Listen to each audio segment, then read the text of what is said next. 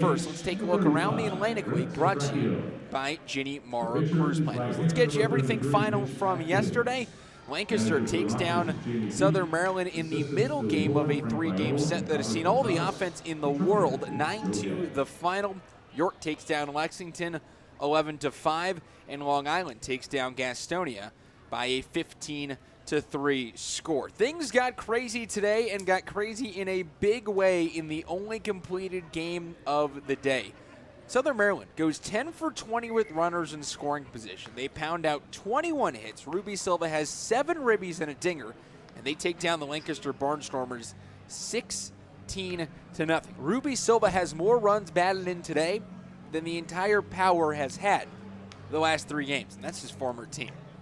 Still yet to come, Lexington at York underway at 5:05, and in just a couple of moments, Gastonia and Long Island. Spencer Bivens on the mound for Gastonia, and Vinny Mazzaro on the mound for Long Island. Well, it's been a busy 24 hours or so as far as player moves are concerned.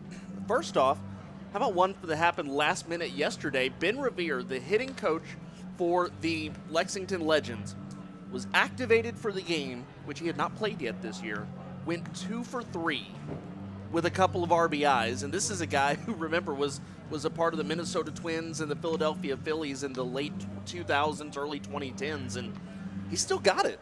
That was just really, really neat to see. But today it has been busy across the transaction wire in the Atlantic League. The Long Island Ducks signed Brandon Sherman, a reliever who was part of their 2019 championship team.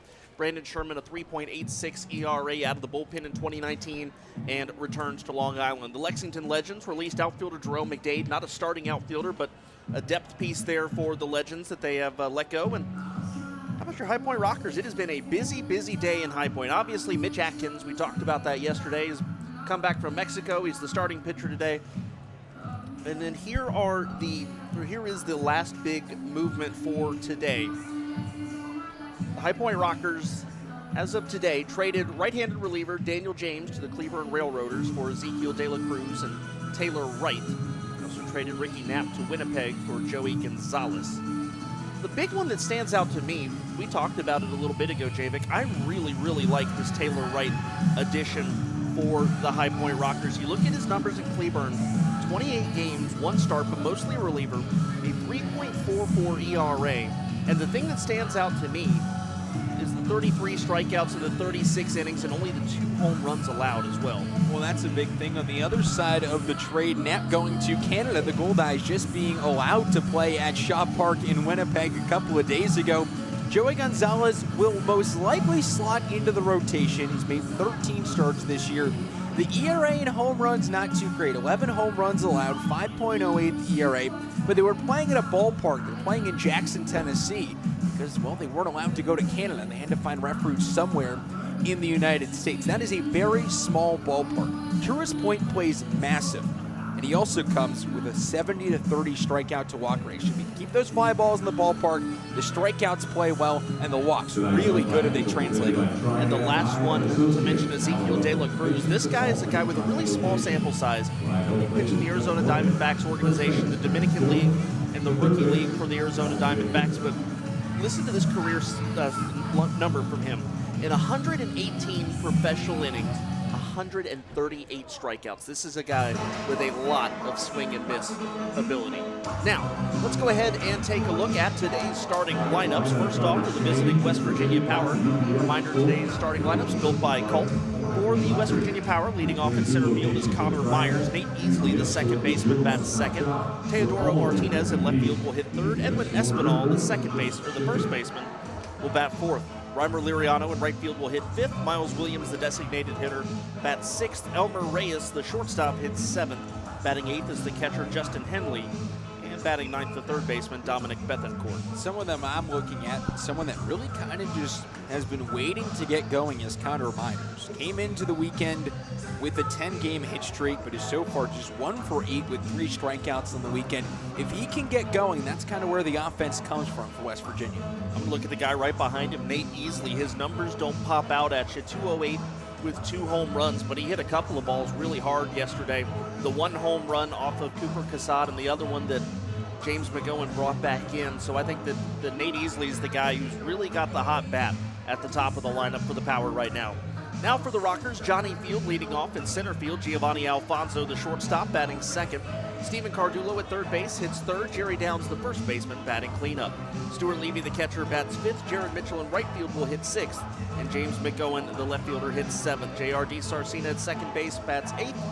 And the designated hitter tonight, Brett Centracchio, will bat ninth. And he's the DH. Stephen Cardullo is my player to watch today, not because he's provided basically all the power, but because he just seems to be a hitting machine. There aren't too many pitches that get by him, and even if you get ahead in the count, he's still able to battle back, find that good pitch, and just splay it all over the place. The guy that I'm looking at today is the catcher, Stuart Levy. When you're hot, you're hot. He went 4 for 4 yesterday. The day before, barreled a couple balls up as well. So I think Stuart Levy, who last time when he got hot, it was like a week-long deal where he was just mashing baseballs all over the park. So I expect to see more of that from Stuart Levy today. Starting pitching matchup for the Rockers, it's Mitch Atkins, 1-0 with a 1.06 ERA. And for the West Virginia Power, Junior Figueroa, 1-3 with an ERA at 8 even. Javik, last thing before we head to break, for Mitch Atkins, what are you looking for in his return to High Point? I think the biggest thing is that first inning is going to be so huge for Mitch Atkins. He didn't pitch last couple weeks in Mexico. He's dealing with a couple of different lower body injuries. So for Atkins, it's about how is he able to get ahead on batters, because we've seen this throughout the past 2 weeks. And even in Atkins' time here, if he can get ahead of batters, that is where all his strength comes from, and he has a lot of pitches to play off of it. It's a beautiful Sunday afternoon. The Rockers are going for the sweep. What else could you ask for? It's the Rockers, it's the Power, and it's next on the Rockers Baseball Network, driven by Van York Auto.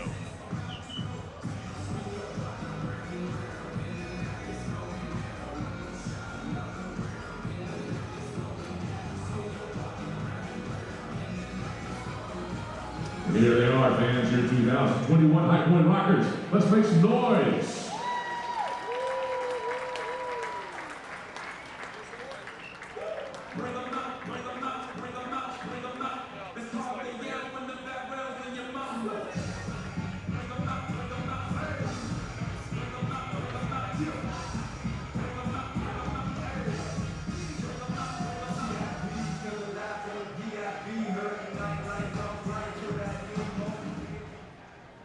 Fans, please stand and remove your hats as our national anthem is performed tonight by fourth base. Oh, say can you see by the dawn's early light what so proudly we hailed at the twilight's last gleaming, whose broad stripes and bright stars through the perilous fight o'er the ramparts we watched were so gallantly streaming,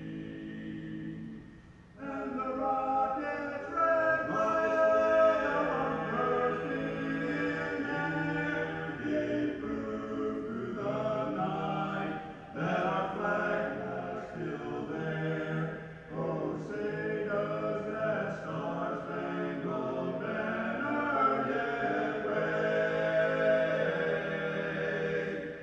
o'er the land of the little free and the home of the brave.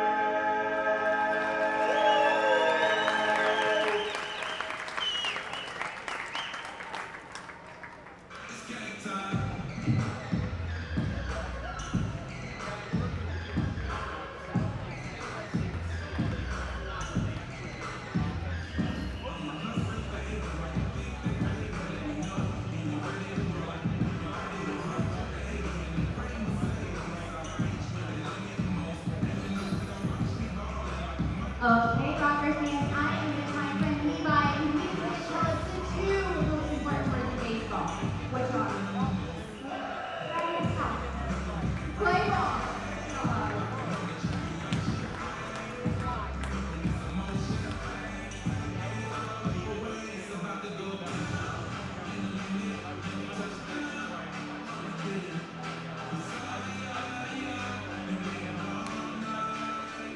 On a bright and sunny Sunday afternoon.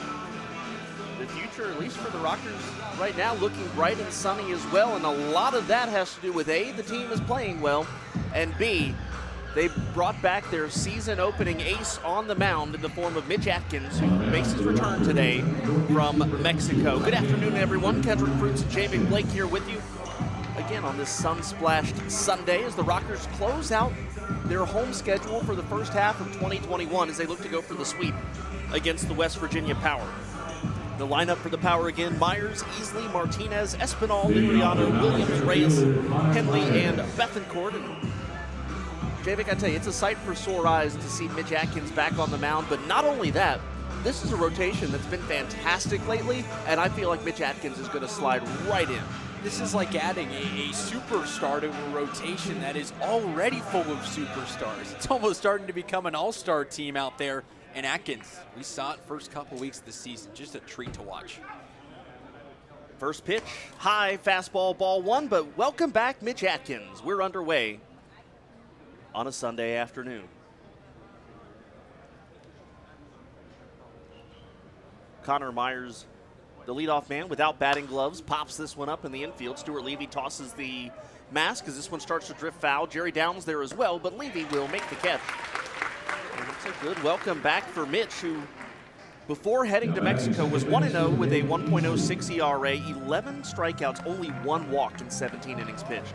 First pitch time today, 5:03 p.m. The weather 81 degrees, partly cloudy, wind ever so slightly out to the left at 6 miles an hour. And as always, first pitch time and weather brought to you by Old Dominion Freight Line, ODFL, helping the world keep promises. Nate Easley steps in, 1 for 4 with a home run yesterday. Just missed a second one as well. That pitch is strike at the knees. And the count 0-1. The home plate umpire tonight is not Kevin Morgan. That's who we were told early on. That's who it says as well at the online. But I believe that is Terrence Jones, as that pitch is down low in the count 1-1. Yes, I believe it is Terrence Jones behind the plate.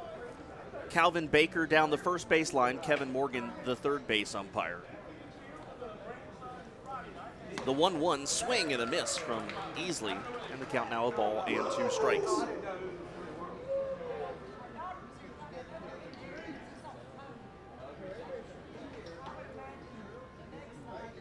Mitch Atkins working quickly in his return to High Point. That one swung on, hit in the air to right field. Jared Mitchell going towards the line. He's in foul territory. Full speed ahead, dives, makes the catch in foul territory. Jared Mitchell.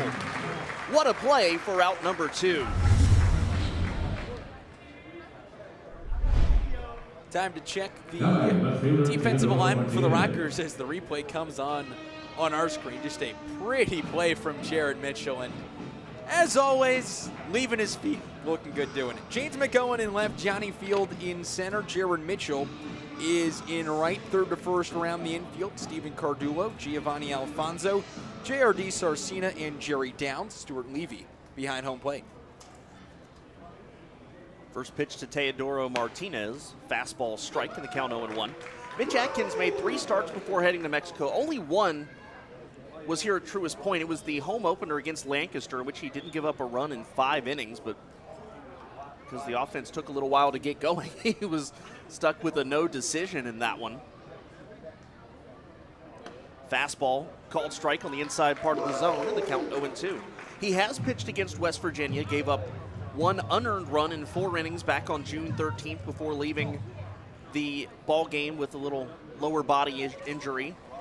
That was the day also. It was like 130 degrees. That's true. That pitch popped up and foul, count 0-2. That last game we saw him, he left the ball game with 6 towels wrapped around his neck. They were just pouring water on him. And it was a hot day in West Virginia.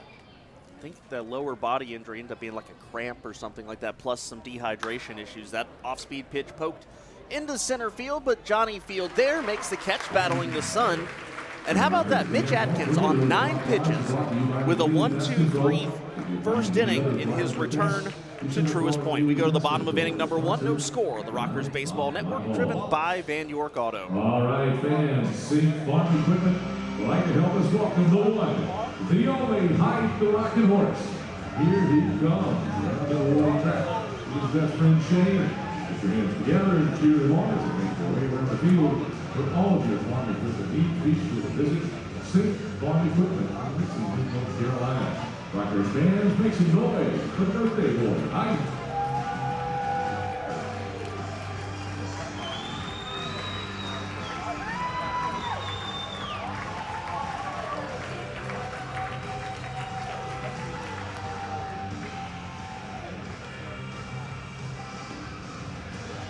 Nestled in the center of downtown Michael, the Palace Club overlooks the majestic ballroom Jewel Point. With an ever-growing skyline as its backdrop, this dynamic space serves as a perfect representation of the city's vision for consumer lives. We invite you to set your sights on the horizons way ahead from weddings to corporate events, birthday parties, and more. With on-site catering provided and detail, we look forward to working with you to ensure your vision becomes reality.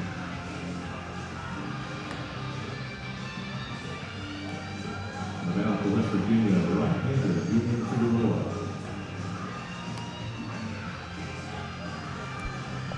Bottom of the first inning, we're scoreless on the Rockers Baseball Network, driven by Van York Auto. For the High Point Rockers, the lineup today: Field, Alfonso, Cardulo, Downs, Levy, Mitchell, McOwen, DiSarcina, and Centracchio. And for the West Virginia Power, it is the right-hander Junior Figueroa on the mound. Figueroa on the year 1-3 with an ERA of 8 even. He's made 4 appearances, all starts, 18 innings pitched. He's walked 15 in those 18 innings. Opponents hitting .299 off of him, including 3 home runs.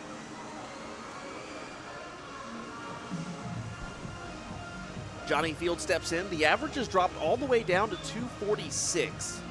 4 home runs, 19 runs batted in. And Figueroa's first pitch to Field, a fastball, catches the outside part of the zone strike. Johnny Field 0 for 10 this series and is just 3 for 19 on the week.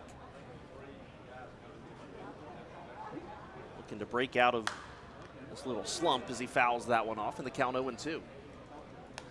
For the Rockers, it's the white pants, white jersey, says Rockers across the front, the blue number on the back. For the West Virginia Power, the gray pants, the black, it's like a black body of the shirt, and then almost like a gray camo sleeve. The number also in that gray makes it kind of hard to see as that pitch up high to Field, the count 1-2. Yeah, the sleeves are gray digi-camo.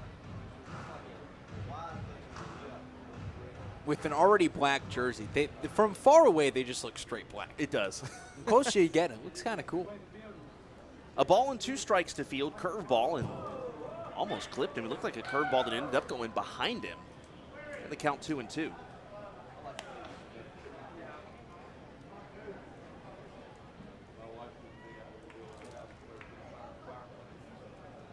Rockers have taken the first 2 games of this series.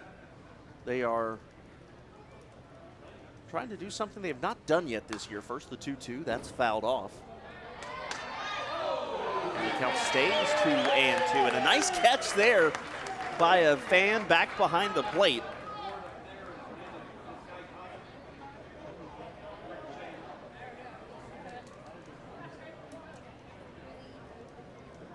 And we'll do the 2-2 again. Here it comes from Figueroa. Off speed, and again, Field fouls it off. Count stays 2-2. The Rockers this year are 0-3 in games in which they could sweep an opponent. They have outscored the West Virginia Power 15-5 in the first 2 games of this series, though. And so far, everything has gone High Point's way this weekend. Figueroa shaking off the catcher, Henley. Now deals the 2-2 fastball. Field sounds like he might have broke his bat, but it drops into center field. A base hit. He did break the bat, but he will trade a bat for a hit any day, and he breaks an 0 for 10 slump. With that leadoff single, and with that, we will set the West Virginia defense. Outfield from left to right, Tito Martinez, Connor Myers, and Reimer Liriano. Third to first around the infield, Christian Bethencourt, Elmer Reyes, Nate Easley. And Yoel Edwin Espinal is at first. Justin Henley behind home plate. Giovanni Alfonso, the shortstop, steps in, and first pitch fastball misses outside, says home plate umpire Terrence Jones, 1-0. Well, because we play on Sundays 2 hours earlier here at Truist Point, shadow's not really going to be in effect. Runner goes, here's the pitch. It misses up, and the throw down is not in time. A stolen base for Johnny Field. And the Rockers have a man in scoring position for Johnny Field, stolen base number 5. And correction, that pitch caught the top of the zone, according to Terrence Jones. The count 1-1.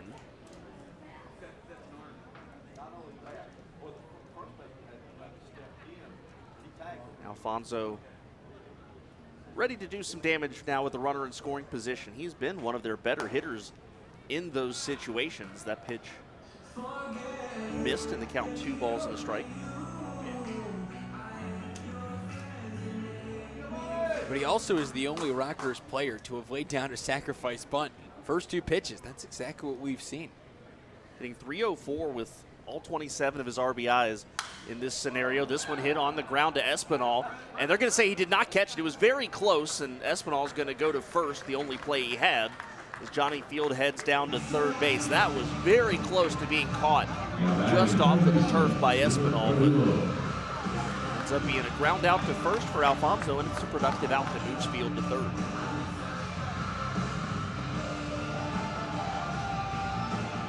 Brings up Steven Cardulo, had himself a day yesterday. 3 for 5, a home run, 3 RBIs, missed a home run, or missed a cycle rather, by just the triple. Rockers have an opportunity to get on the board first. Fastball, that one below the knees, 1-0.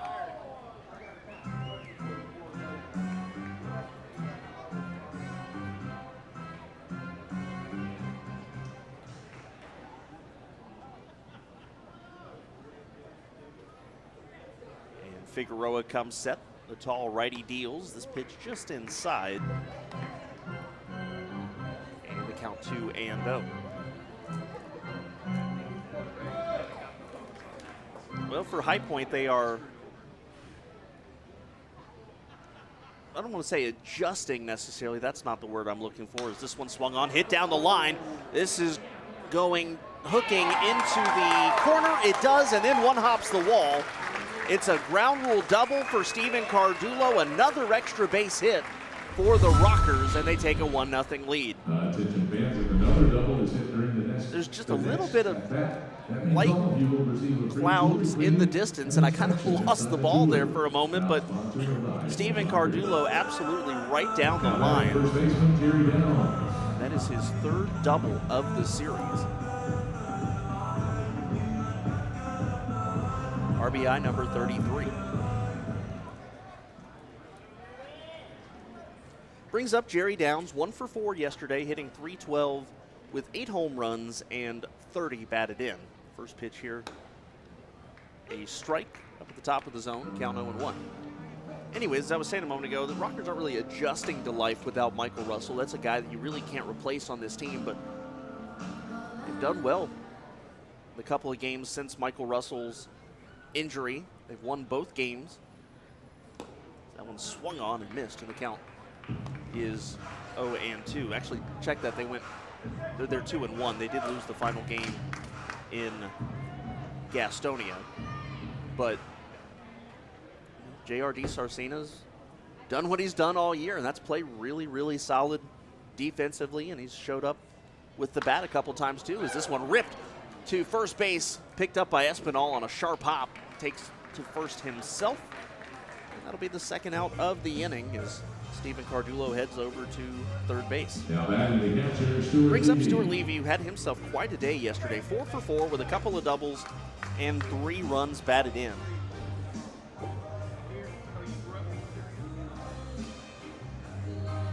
Rockers already up 1-0.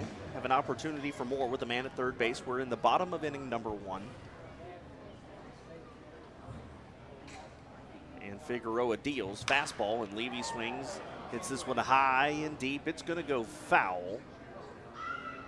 way, way, way out of here, but foul. It was probably one of the hardest hit foul balls we have seen all year long. That probably went 370. I'm telling you, he is extremely locked in right now.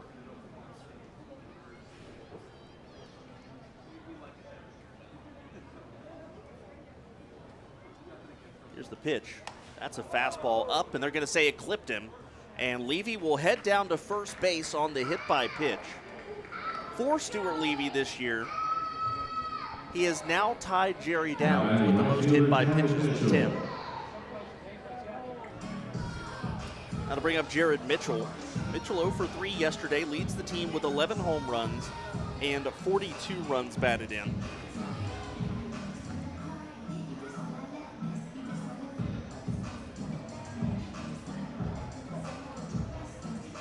Jared Mitchell has been a guy who not only has he hit the West Virginia power well on Sundays, he has just hit well on Sundays, period.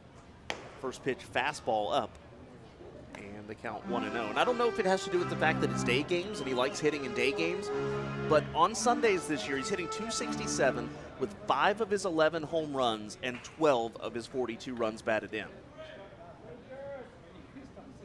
The 1-0 off speed, swing and a miss by Mitchell, count 1-1. Maybe he's just a guy that likes waking up early, gets to the ballpark, gets ready to go, and doesn't kind of have that waiting around period. Well, we know he likes waking up early from that interview I did with Giovanni Alfonso a couple weeks ago. Said that he and Mitchell were out getting coffee at 6:30 in the morning as Mitchell swings and misses, count 1-2. And to that I say, tip of the cap, good for them. I don't know if I could ever wake up at 6:30, play a game at 7 o'clock. I need an afternoon nap. Not for these guys, though. They're always full of energy. A ball and 2 strikes. Runner goes from first on the off-speed pitch. Strike 3 looking.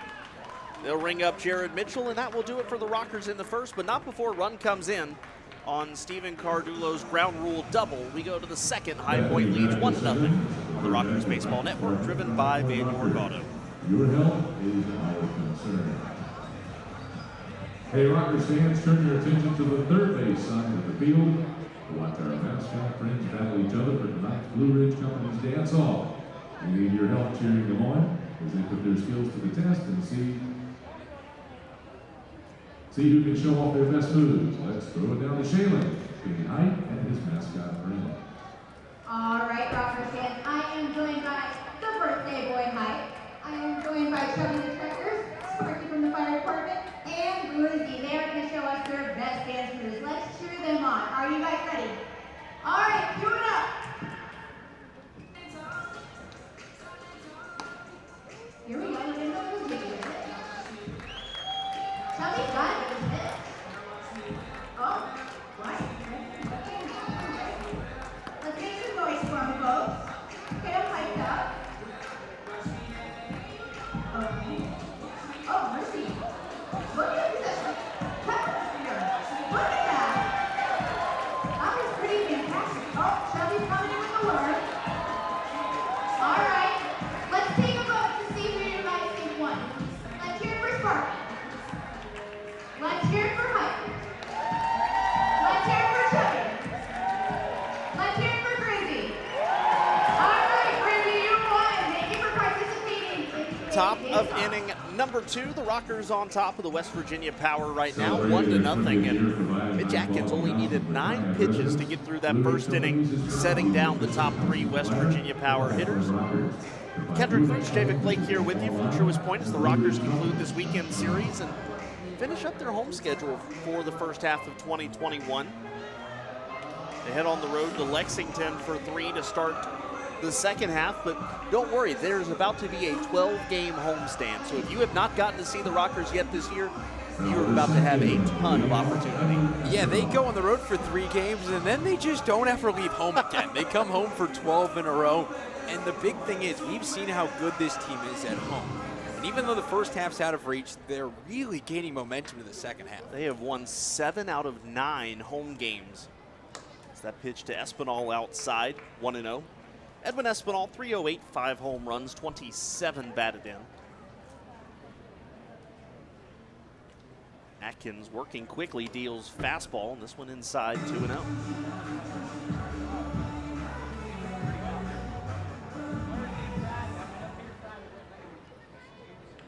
In fact, not only are they about to have that 12-game homestand as Espinal pops this one up in the infield, Cardulo shielding his eyes from the sun with his glove, makes the catch. It's out number 1. Not only are they about to embark on that 12-game homestand, the next time the Rockers are here on Friday, another fireworks night. Just had one a couple of days ago. Also, if you're like us and you've completely lost track of what day it is or anything else like that, welcome to August. Oh, yeah. The hitter is Reimer Liriano, and that fastball from Atkins catches the strike zone at the knees. Count 0-1. Liriano, 288, 5 home runs, 22 knocked in.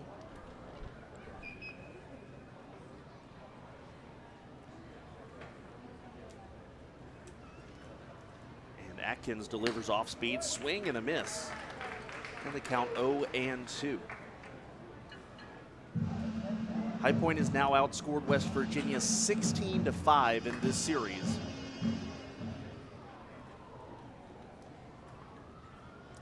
And somewhere in the Atlantic League, as that pitch down low in the count 1-2, somewhere the Southern Maryland Blue Crabs are saying it took you 3 games to get to 16 runs. We did it today. They did it in 6 innings. They didn't even need the full 9. The 1-2 fastball. Just inside. Good looking pitch there. And the count 2-2. That's the thing with Atkins, though. You start off with the first pitch strike, and then you kind of maneuver around and use those pitches. He goes back to the fastball. This one hit high in the air to left field. James McGowan going back, looking up, and it's gone. Reimer Liriano ties this ball game with his 6th home run of the year. And it's 1-1.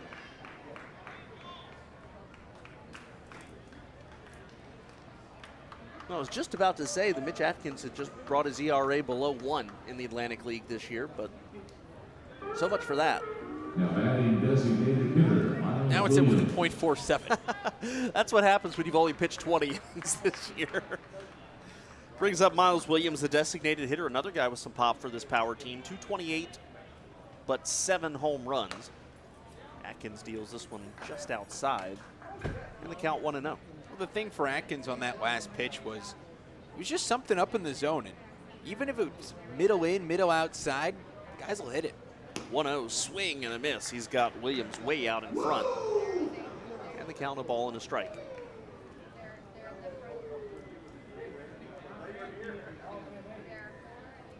If you missed the news this morning, obviously we talked about on the show yesterday that Atkins was back. This is one down and away. Counts 2-1. The Rockers have traded Ricky Knapp and Daniel James. Ricky Knapp going to Winnipeg, Daniel James to Cleburne. This one a line drive foul off the bat of Williams. Count 2-2. And got a couple of arms coming in return. They're either on their way now or will be heading this way shortly. You should expect to see them at some point in the next week. A couple of guys need their game to finish first. Winnipeg's in the middle of the 7th inning currently. They got to wait a couple of innings till they're actually told. The 2-2, that one's popped up out of play. But we talked about it on the pregame show, though. All 3 of them have at least, a couple of character traits that make us really excited to see them. Taylor Wright just looks really good out of the bullpen. And you got a guy like De La Cruz, who this pitch hit in the air, line drive, left field. McGowan makes the catch at the warning track, and that's out number 2. You got a guy like De La Cruz who strikes out a ton of hitters. And then you've got Gonzalez, who the home run numbers are high, but he's a starter, and he's a guy that potentially his stuff, at least based on the numbers, it looks like he could play well here. Well, and especially with someone like Ricky Knapp, who he's basically coming in to replace. It's kind of a one-for-one deal. Knapp was sort of the same way. First pitch fastball, called strike to Elmer Reyes, the shortstop, hitting at 241, 2 home runs, and 12 batted in. I think the big thing you look for is that increase in strikeout numbers. 70 and 76 isn't bad at all. Swing and a miss there. The count 0-2 quickly.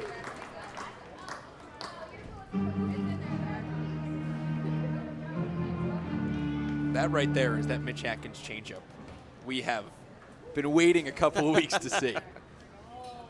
Atkins deals 0-2, goes with the off-speed pitch, tapped weakly, right back to the mound. Atkins gloves it and slings it on over to first base, and that's the final out of the inning.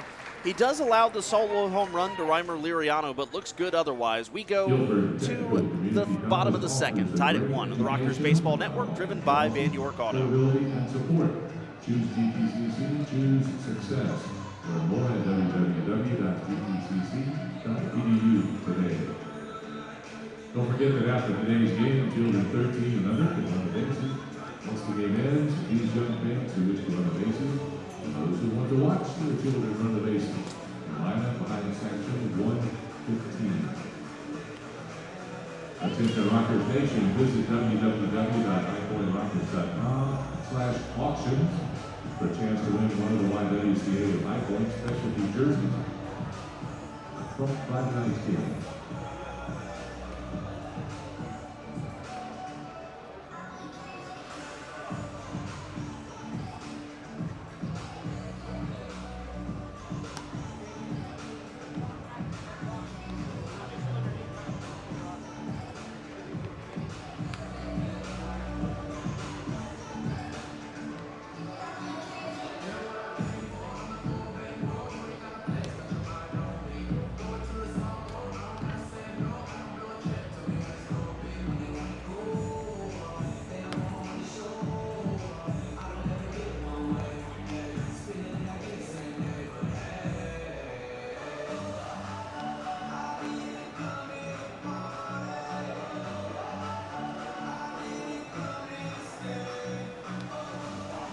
Bottom of the second inning. We're tied at 1 on the Rockers Baseball Network. Kendrick Fruits and Javik Blake here with you. It'll be the 8, 9, and 1 hitters for the West Virginia Power. Justin Henley, Dominic Bethencourt, and Connor Myers. Check that, the looking on the wrong side. James McGowan, J.R.D. Sarcina, and Brett Centracchio for the Rockers facing off against Junior Figueroa. James McGowan 0 for 2 yesterday, but a couple of walks.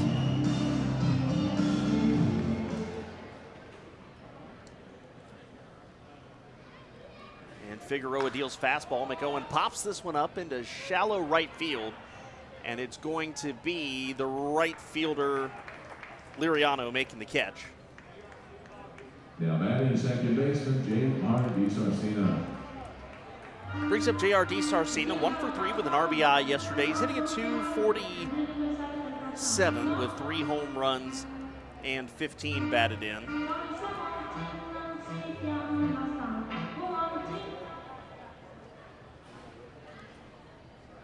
First pitch fastball from Figueroa, swing and a miss, strike 1.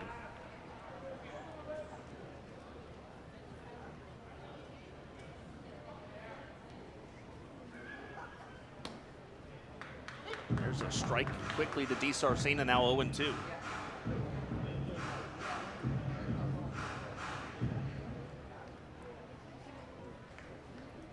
Figueroa working quickly, another 0-2 fastball on the ground to third, picking it up on a hop is Bethencourt. The throw on to first in time, and that's out number 2. Now batting for High Point, DH Brett Centracchio.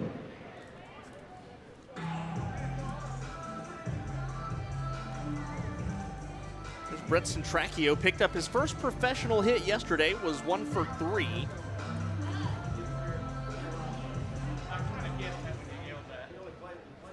Two outs here in the bottom of the second.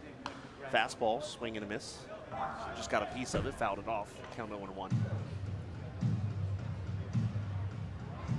Take a quick look at the Wake Forest Baptist Health injury report. Michael Russell on the injured list with a broken jaws. That pitch swung on and missed. Count 0-2. Again, still no timetable on his return right now.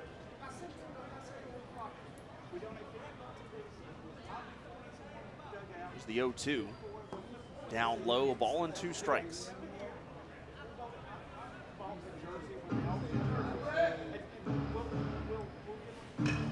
Javic, Edwin Arroyo's made no secret about it that he wants to return to High Point as Centracchio fouls that one off. Count stays 1-2. It's just unfortunate that he's not done with his time in Puerto Rico yet, because it's got to a point where the Rockers, again, not that JR's playing bad by any stretch, but you'd like to have somebody you could spell him and Alfonso with, and right now they really don't have that guy on the roster. Strike 3 looking on the inside part of the zone, strikes out Centracchio, and it's a 1-2-3 second for Junior Figueroa. We head to the 3rd inning tied at 1 on the Rockers Baseball Network, driven by Van York Auto.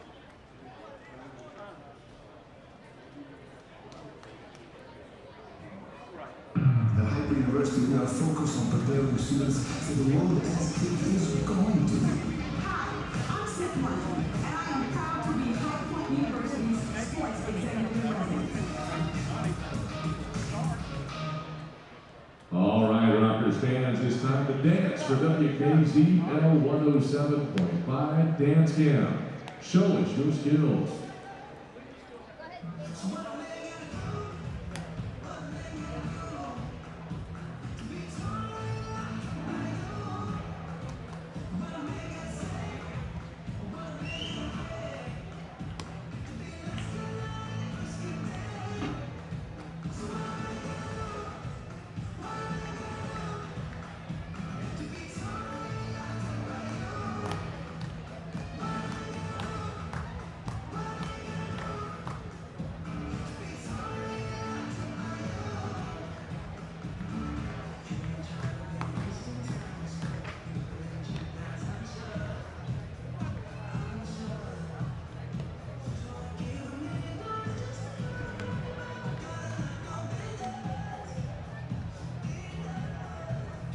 Top of the 3rd inning in a 1-1 ball game.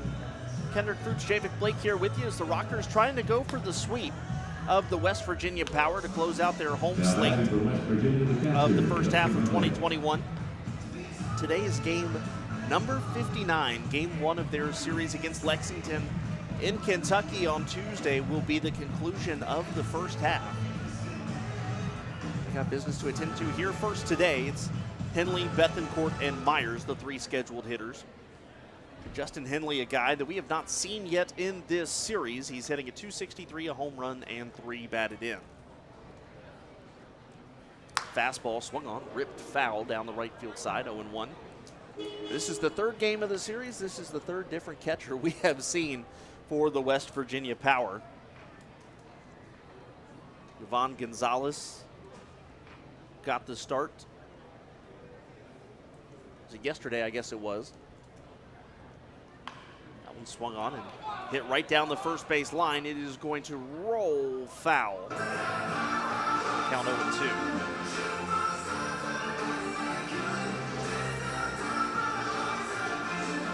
Yvonne Gonzalez, like I said, got the start yesterday. Naberto Sassini started the game on Friday. Another thing a win today would do for the Rockers would give them a winning record in the first half, would guarantee that they would have a winning record in the first half. That pitch fouled off, and the count stays 0-2.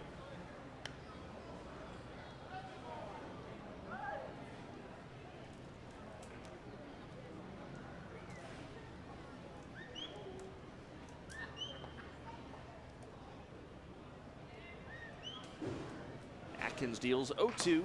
Fastball, strike 3 on the inside part of the zone. Strike out number 1 for Atkins. Time for a check of the Atlantic League scoreboard brought to you by Jenny Moore. Bruce Planners. One final today, 16-0 Blue Crabs over the Barnstormers. A career day for Ruby Silva. Sets the franchise record with 7 runs batted in. 3-1 Lexington over York, top of the 2nd, middle 2. Gastonia 3, Long Island nothing. Dominic Bethencourt, who did not play yesterday, hitting at .266, a couple of home runs, 10 batted in.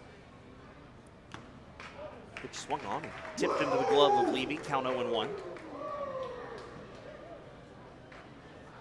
The Rockers have been successful against the Power this year. High Point has won 6 out of 8. Curveball from Atkins, that's pretty. Drops in for a strike in the count 0-2. Mitch is working quickly, just 31 pitches so far today.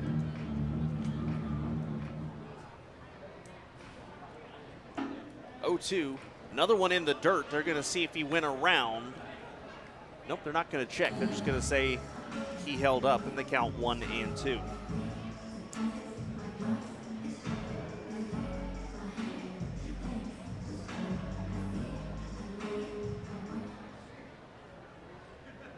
Bethencourt, the number 9 man in the lineup for the Power. Here's the 1-2, another curveball. This one hit high in the air into left. Going back and just rounds it off as that's a solo home run for Dominic Bethencourt. His 3rd of the year in the West Virginia Power. Take a 2-1 lead. That's the tough thing for Atkins. You get 2 strikes on a guy and then can't put him away. Second solo home run for the Power today, and that'll bring up the leadoff man, Connor Myers. Both of them have been on pretty much the same exact pitch, sort of that fastball that Atkins tries to get low in the zone, but leaves it up just around middle on the outside corner, and guys just tag it to left. First pitch to Myers, fastball, and that one just below the zone in the count, 1-0.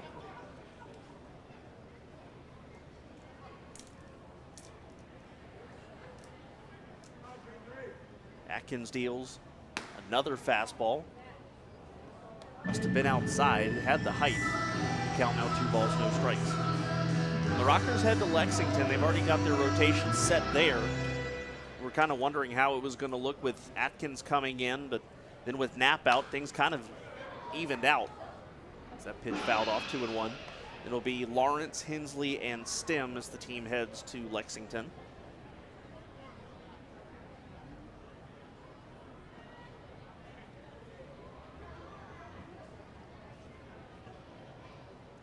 And here's the 2-1. This one a shot down the left field side. It goes foul. A couple of hops and caroms around in the West Virginia bullpen, and the count now 2 balls, 2 strikes.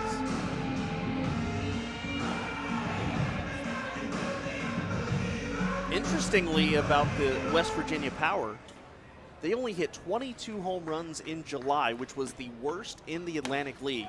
Swing and a miss on the high fastball, strike 3. Down goes Myers. That'll bring up Nate Easley. Now batting, Nate Easley. Well, I guess somebody told them that it's not July anymore, so they are free to hit home runs as they please.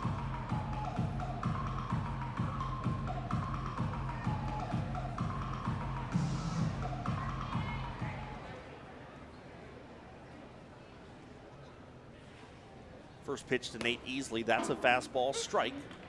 And the count 0-1. Mitch Atkins has not had any trouble getting that first pitch strike today. That's the big thing, because it all starts with strike 1.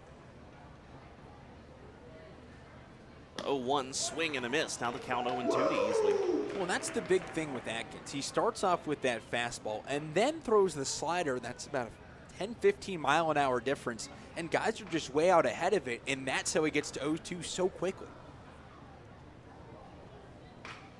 Gets the sign from Levy, deals curveball. Strike 3 looking, so Mitch Atkins with 3 strikeouts this inning. Unfortunately, the only other batter he faced hit a solo home run. That was Dominic Bethencourt, and we go to the bottom of the 3rd inning. West Virginia leads 2-1 on the Rockers Baseball Network, driven by Van York Auto. Presented by Colt. Let's throw down the Shayla to get this race started.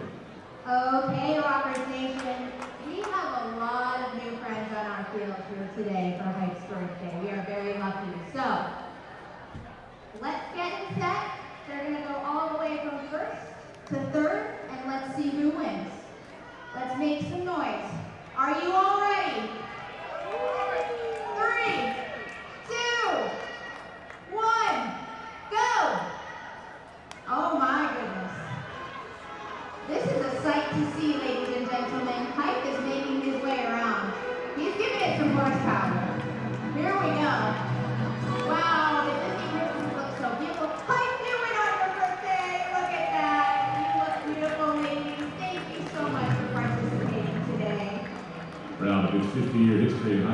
Co. is a leading manufacturer of upholstery and mattress fabrics. Their newest innovation is Live Smart Evolved Upholstery Fabric and Chill Sense Mattress Fabric, and kept over 63 million plastic bottles and counting from entering landfills, waterways, and oceans. Visit Coke.com to learn more. Attention Rockers Nation, visit www.hightonerockers.com/auctions. Bottom of the third inning, the Power with a 2-1 advantage over the High Point Rockers. Both of their runs have come on home runs today. The Rockers will have the top of the lineup in the third inning to try to get that one run back. In fact, the one run the Rockers have scored today, that came from the top of the lineup when Johnny Field scored on Stephen Cardullo's double. Both teams with 2 hits today. Differences in the run column. 2 for West Virginia, 1 for High Point.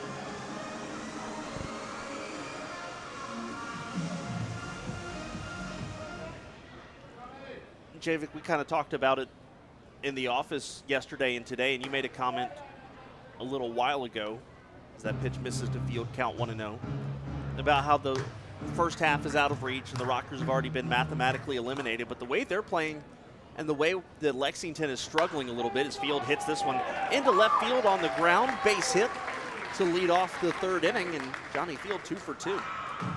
Even though it's out of reach, the Rockers could still end up the first half 1 or 2 games behind Lexington. And it just goes to show the team, although it was a little late, they got hot right at the very end. They got hot all throughout July. The best record in the entire South Division in July, going 17-12. Lexington coming into today is just 13-13 in their last 26. First pitch to Alfonso, pops this one up over our heads, 0-1. Yeah, they were 10-15 in July, and they have negated that with a 17-12 month. Check that, 10-15 in June. They've negated that with a 17-12 month of July.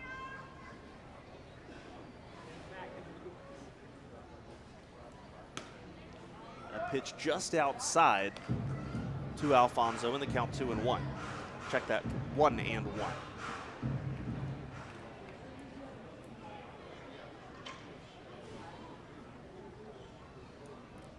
Figueroa comes set. Here's the 1-1 to Alfonso. Fastball, and it stays just off the plate. And the count now 2 balls and 1 strike. Well, the Rockers coming into this series had a .298 on-base percentage against West Virginia. It is now .315 coming into today. Runner goes. Here's the pitch. Fastball up high.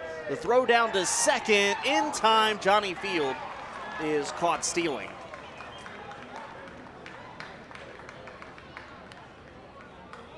That is out number 1, and to Alfonso, it's now 3 balls and a strike.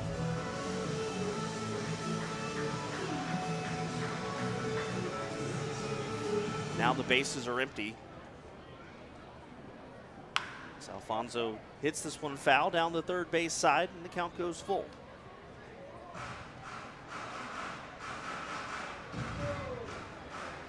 And you know, you think about that first inning, and even the way this inning is started off with the base hit from Field. So that one fouled off, count stays full. It feels like the Rockers are going to get their offensive opportunities today. The big question, as it has been a lot this year, is just whether or not they capitalize on those opportunities.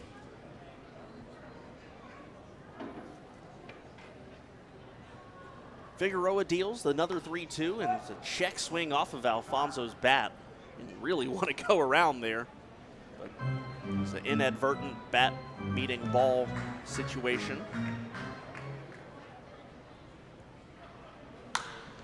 Alfonso swings, hits this one into the right center field gap, and making the catch in center field is Connor Myers, who was having to battle the sun a little bit, but he put it away. That's out number 2. Stephen Cardullo, who doubled his last time up, will stride to the plate. Beautiful sunny skies here at Truist Point. A couple hours before game time, a very heavy storm system rolled in and rolled out in the span of 45 minutes or so. You wouldn't hardly know it now. big looping curveball from Figueroa in there for a strike. Oh, and it's really cooled off, too. Earlier in the day, it was hot and humid. Now it's lower 80s. Just a nice night. I guarantee you nobody's complaining. The 0-1 fastball. Cardullo pops this one up into foul territory. Espinal giving chase and puts it away. Yes, he does, for the final out of the inning. A good play in foul territory from Edwin Espinal. That will be the final out of the inning. The Rockers do not score, and they trail 2-1 as we head to the middle innings. Javic Blake will be your play-by-play, and his job is to help the Rockers get the lead when we come back on the Rockers Baseball Network, driven by Van York Auto. Sports 109 featured a drawstring bag giveaway for 2010. Also, Saturday, August 7th, is Military Appreciation Day. All right, fans, put your fins up, get ready to dance to Jimmy Buffett's song, Fins. The Fin Pan is brought to you by B&H Pool and Patio Shop, celebrating over 50 years of providing high-quality service and all your pool needs in High Point, North Carolina.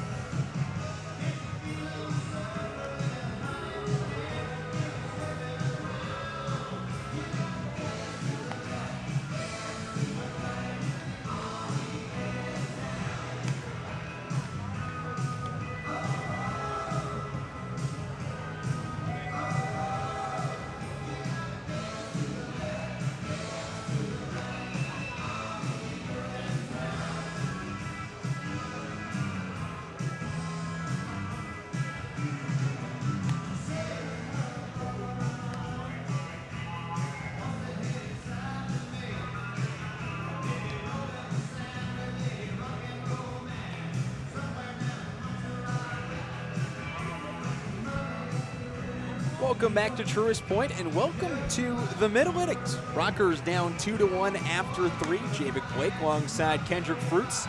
It's 3, 4, and 5 in the order, 2 up for West Virginia. Teodoro Martinez, Edwin Espinal, and Reimer Liriano against Mitch Atkins.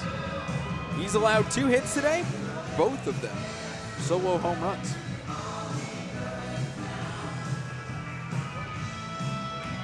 Teodoro Martinez strides up to the box from the right side. Atkins has looked pretty good outside of the 2 home runs in his first start back in a Rockers uniform. First pitch, curveball misses away, 1-0. Atkins 3 strikeouts today. Scott Kelly sprints out of the West Virginia dugout after that first pitch, runs down to the first base's coaching box. The pitch, fastball, dots the outside corner, called the strike, 1-1. It's been odd that we haven't seen Scott Kelly in this series, but judging by him sprinting down to first base, whatever's wrong with him, it's not his legs. Atkins a long look in, now fires home. Swing and a miss. Dials up a fastball and blows it right by Martinez, 1-2. And that's been the thing for Atkins. He has found himself in a lot of situations where he's up 0-2, up 1-2, and has really been able to just play off of those extra pitches. It's been classified today on our pitch tracking software. He's thrown 5 different types of pitches, and he's used them all effectively. The 1-2 pitch. Swing, looped out foul behind home plate. Count stays at 1-2. Atkins has thrown a 4-seam fastball, a cutter, changeup, curveball, and sinker. I don't know what other pitches Mitch Atkins has left to throw. I mean, 5 different pitches is pretty impressive for any pitcher. Martinez back in from the right side. The pitch, fastball misses high, 2-2. You obviously hear about guys in the big leagues like Yu Darvish, who throws 130,000 different pitches. Not too often, though, you see guys have at least 5. The pitch, swing, popped up, a towering fly ball way foul down the third baseline. Count stays at 2-2. Well, you remember when Daisuke Matsuzaka came from Japan, they were billing him as having 8 or 9. when they were heralding the gyro ball and everything crazy it was. And it was really just a changeup at the end of the day. Atkins does throw 5 truly different pitches. They all move in their own way. Martinez calls time and steps out. Atkins steps back on the rubber. Shakes off once, now fires home. Swing, fly ball, first base side, drifting out of play, downs towards the railing, makes the catch as he falls into the netting. Out number 1. A nifty play there from Jerry Downs, a ball that is kept on tailing towards the fence. Was able to reach out, make the grab, out number 1. Brings up the righty Edwin Espinal. He's 0 for 1, popped out to third base back in the second inning.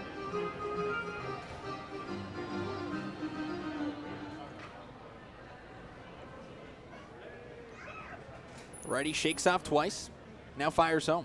Fastball way inside. Espinal sort of just turns out of the way. Count at 1-0.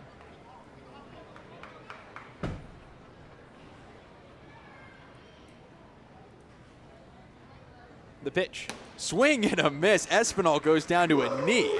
Count evens up 1-1. And Espinal is a big guy. 6'2", 250 pounds from the right side. If he gets into one, it's going a long way. Only problem was he, well, missed by a good bit. Pitch swing, line drive back up the middle, base hit center field. Bounces once into the glove of Johnny Field. And Edwin Espinal on base with a single, brings up Ryan Liriano. For Espinal and the power, that is the first hit today that is not a home run. Ryan Liriano comes up. He has one of the 2 home runs, a solo shot to left back in the second inning. That was home run number 6, run batted in number 23.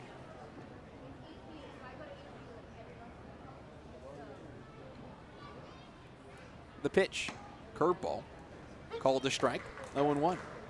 Espinal might have the shortest lead I've ever seen in my life off of first. He takes like a half step. He may be 2 feet off the back. The intentions of going are nowhere for Edwin Espinal. Atkins fires home. Fastball, just misses inside. 1 ball, 1 strike.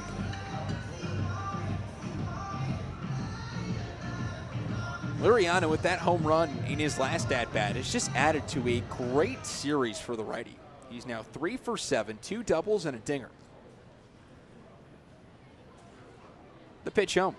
Swing, lifted out towards deep center field. Field goes back towards the wall, looks up, and dead center field off the top of the batter's eye for Reimer Liriano.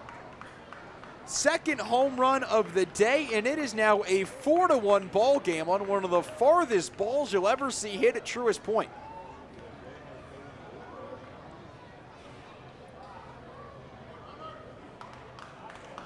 Liriano crosses home, gives a fist bump to Miles Williams, and a big high five to the big man Edwin Espinal.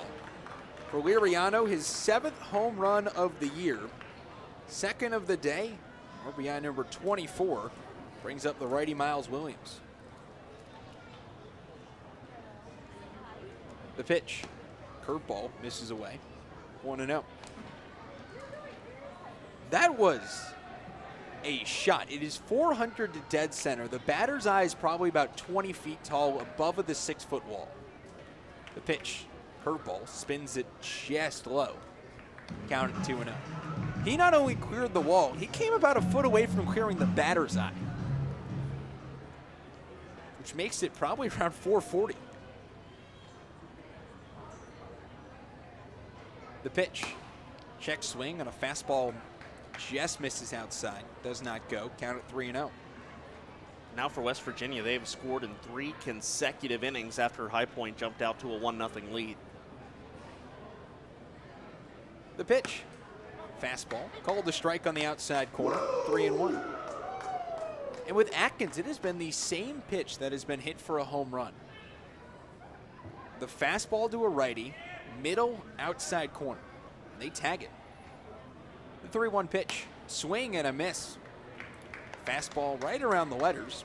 Now at 3-2. And that's the weird thing. There's no in between with this fastball. It's either being hit a long way or the power can't do anything with it.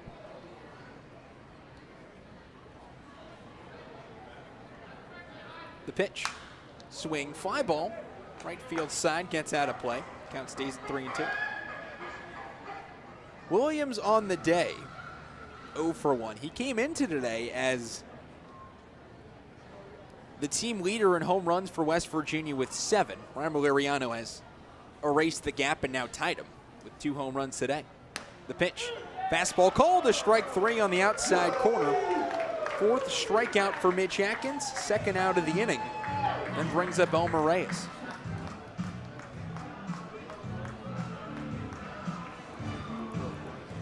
Now batting, Elmer Reyes. 2 outs, nobody on. West Virginia leads the Rockers by a 4-1 score here in the top half of the 4th inning. After being held off the board in the first. 1 in the second, 1 in the third, 2 in the fourth. The pitch. Fastball misses away. 1-0. And all of the runs today for West Virginia have come off of the long ball. Ryan Valeriano has 2, 3 runs batted in. Dominic Bethencourt, solo home run back in the 3rd. That was his 3rd of the season. Nothing's been hit to right field. 1 home run to center, 2 to left center. The 1-0 pitch, curveball, misses away, 2-0. And now Atkins is starting to get behind the guys a little bit.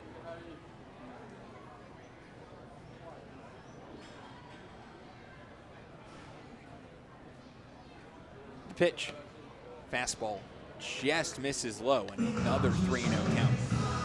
You kind of feel like he's starting to try to get away from that upper fastball. He's trying to use that off-speed pitch down and try to catch a corner. So far, he's not been super successful with it. The 3-0 pitch, fastball right down the middle. Reyes taking all the way, takes it for called strike 1. Reyes is 0 for 1, bounced out to the pitcher. Last time he was up in the second, ball that was about 6 feet in front of home plate. The pitch, swing, line drive, base hit left field.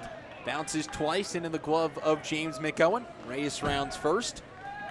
And that is the 3rd hit of the inning for West Virginia. Brings up Justin Henley, switch hitter catcher.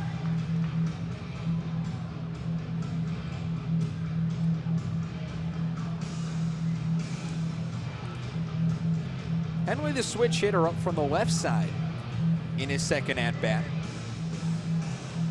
Was the first strikeout victim of the day from Mitch Atkins back in the 3rd inning. That was his only at-bat today.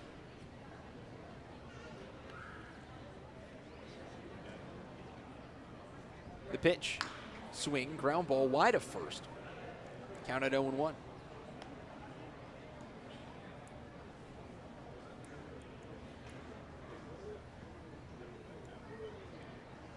Rockers trail 4-1. Top of the 4th inning here on a gorgeous Sunday afternoon in North Carolina. The pitch, swing and a miss. A little bit of a changeup there from Atkins. Gets the count quickly to 0-2. Well, and that's the Mitch Atkins we've seen a couple of times today. Gets ahead 0-1 on the fastball, uses off speed to get to 0-2, and then has 5 different options to try and get strike 3. The pitch, fastball just misses inside, 1-2. And that's the thing that we're forgetting about Mitch Atkins. Remember, he's coming off of that little bit of an injury. He's not pitched in the game in almost a month. So this is a guy who, you know, he's very close to being back to 100%, but he's not there yet. It's a little bit like what we saw yesterday with David Kubiak. This is almost like a little bit of a rehab start. The 1-2 pitch, runner goes, swing, ground ball just wide of first and foul. Count stays at 1-2.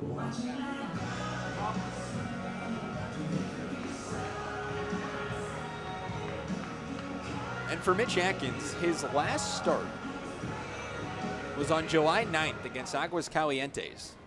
He went just 2/3 of an inning and threw 20 pitches. Besides that, his last real start was against Saltillo back on July the 3rd. The pitch, swing and a miss. Justin Henley swings through it.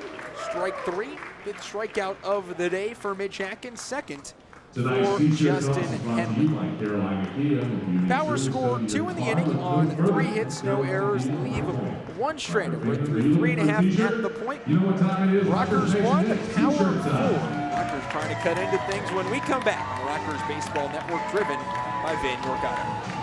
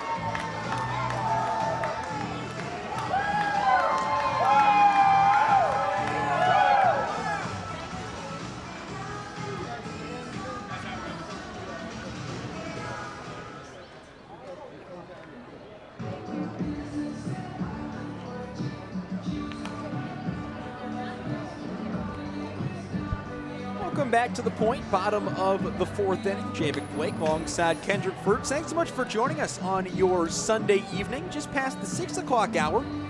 Sun still high in the sky here in High Point. A couple of shadows littered across the field. Rockers coming up to the plate for the fourth time today. They've been held to just a single run, as Junior Figueroa has had himself a pretty good start. He's been helped out by the offense. Power lead 4-1. It's Jerry Downs, Stuart Levy, and Jaron Mitchell. Lefty, righty, lefty. 4, 5, and 6 in the Rockers order here in the fourth inning. Figueroa is coming off a start where just about everything went wrong. Gave up 8 runs, 6 walks, only lasted 4 innings. Today it's been a lot different. 2 strikeouts through 3 innings, but 44 pitches and 31 strikes. First pitch to Downs. Fastball misses away. 1-0.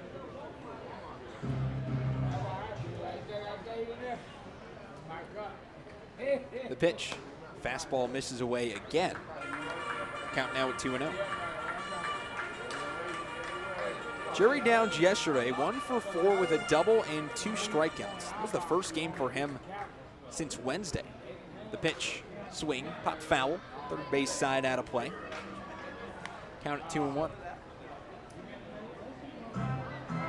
Downs did not play on Thursday or Friday. Had a really hard collision in Game 2 of the Rockers doubleheader on Wednesday. The pitch, swing, and a high fly ball foul, tailing at a play down the left field line. Count evens up 2-2.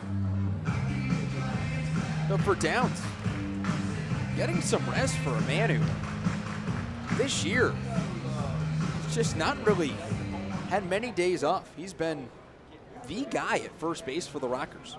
The 2-2 pitch misses away. 3-2.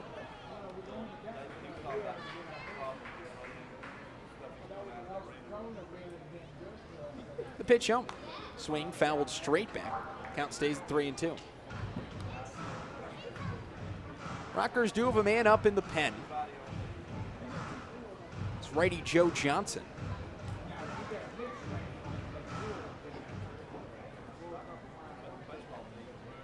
Pitch count for Atkins at 73 pitches through 4 innings in his first start back in about a month. The pitch, swing, and a high fly ball to right, but this thing is way foul. Out of play, count stays at 3-2. Stuart Levy had one back in the first inning that was a massive fly ball to left. Got way out. The only problem was it was way foul. Downs did the same thing. 3-2 pitch. Swing, popped up. Foul ball again, this time third base side. And we'll do it again at 3-2. Next pitch will be pitch number 9 of the at-bat.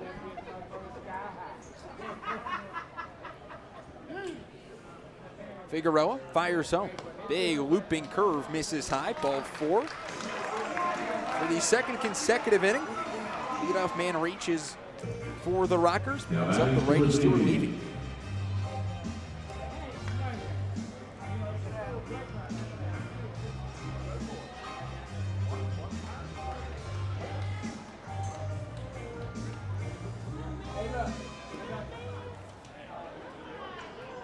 Levy was hit the front elbow back in the first inning. It's his only plate appearance today. The pitch, fastball misses away. 1 ball and no strikes.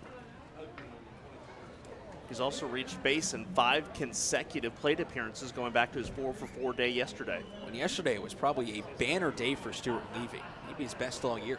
The pitch, fastball high, check swing. They check to first. First base umpire Calvin Baker extends the hand, says he does not go. Count it 2-0. Jerry Downs the man at first. Tying run on deck for the Rockers. They're down 4-1 here in the 4th inning. The pitch, swing and fouled right back off the mask of Justin Henley. Count at 2-1. The ball ricocheted so hard off the mask it slammed into the back foot of Jared Mitchell in the on-deck circle, who's wearing brand new sparkling white cleats today. White with a little touch of gray. I mean, those things are sharp. Figueroa sets at the belt, now fires. Swing lifted out towards right field, towards the line. Liriano going over, bounces down in fair territory.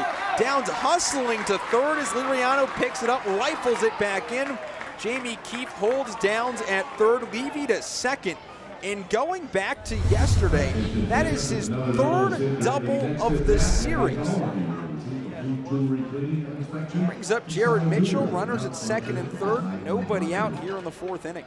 Doesn't this have the feel of that week at the end of June where Stuart Levy just could not be gotten out, could not be retired, and every hit was seemingly a double or a home run off of his bat for like a week solid? Levy now has 4 extra base hits this week. 3 of the 4 coming this series. There was 3 doubles in his last 2 games. Brings up Mitchell from the left side, 0 for 1, struck out looking in the first. The pitch, swing fouled straight back, count at 0-1. With the Rockers down 4-1, Jared Mitchell's a guy that can tie this game up in a hurry with just a single swing of the bat. Leads the Rockers with 11 home runs. Has the most opportunities out of anyone with runners in scoring position. Moderate leads off second and third. Now the pitch, swing and a miss and a changeup. Counted 0-2 to the lefty Mitchell. But with the power, and this is the thing that you always have with Mitchell, is the strikeouts. With that strikeout in the first, has now struck out 72 times this year. We saw it settle down the middle of the month of a strikeout rate to around 25%. Now it's creeping back up towards 30. The pitch, curveball, misses away, 1-2. Mitchell hit an absolute moonshot on Friday. Really started off the scoring for the Rockers in a big 8-2 win. Game number 1 of this series. Looks to do it again. Stands at the very back of the left-handed batter's box, where it twitches the leg. Now the pitch. Swing, grounded to first. Espinal lets it go by him. Easily he's right there at second. Throws to first in time, but it gets the run home. Downs crosses. Levy to third, and an RBI ground out for Jared Mitchell makes it now a 4-2 ball game in the 4th inning. You know, maybe not the result that Mitchell was looking for there, but at the end of the day, he gets the job done. You cut the deficit in half, and you go on to the next guy, and now McGowan has a chance to bring in yet another run with a guy on third and 1 out. Well, that's a big thing. Productive outs for the Rockers. Now a 4-2 ball game, bottom 4.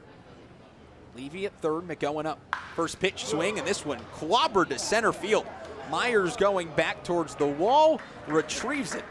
But Stuart Levy tags from third and can practically walk home. Crosses the plate. 2 productive outs from Jared Mitchell and James McGowan. Sac fly to center. The 34th RBI of the year for James McGowan. Makes it now a 4-3 ball game. And brings up the right-handed second baseman, Jared DiSarcina.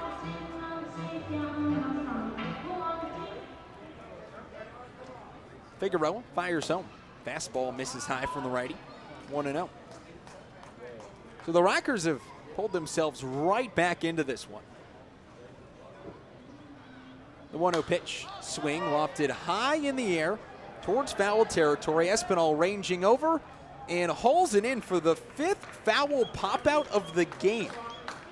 DiSarcina retired, and that ends the inning. But not before the Rockers get 2 runs back. 2 runs, 1 hit, no errors, nobody left on the base paths. We head to the top of the 5th inning. Power 4, Rockers 3, and Joe Johnson coming into the ball game when we come back. The Rockers Baseball Network, driven by FanDuel Mercado. Shout out your answer.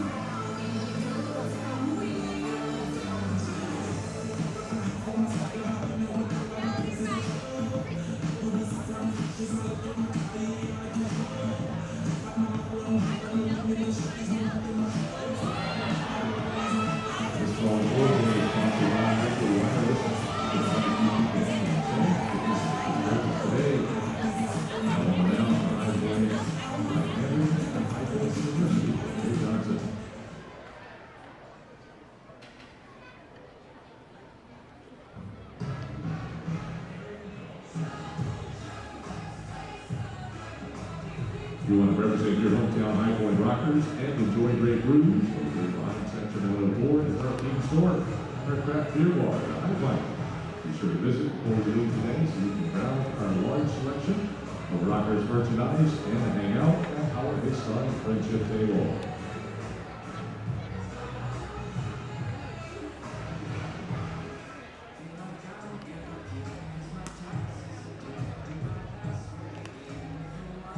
Welcome back, top of the 5th inning from Truist Point on a sun-splashed Sunday evening.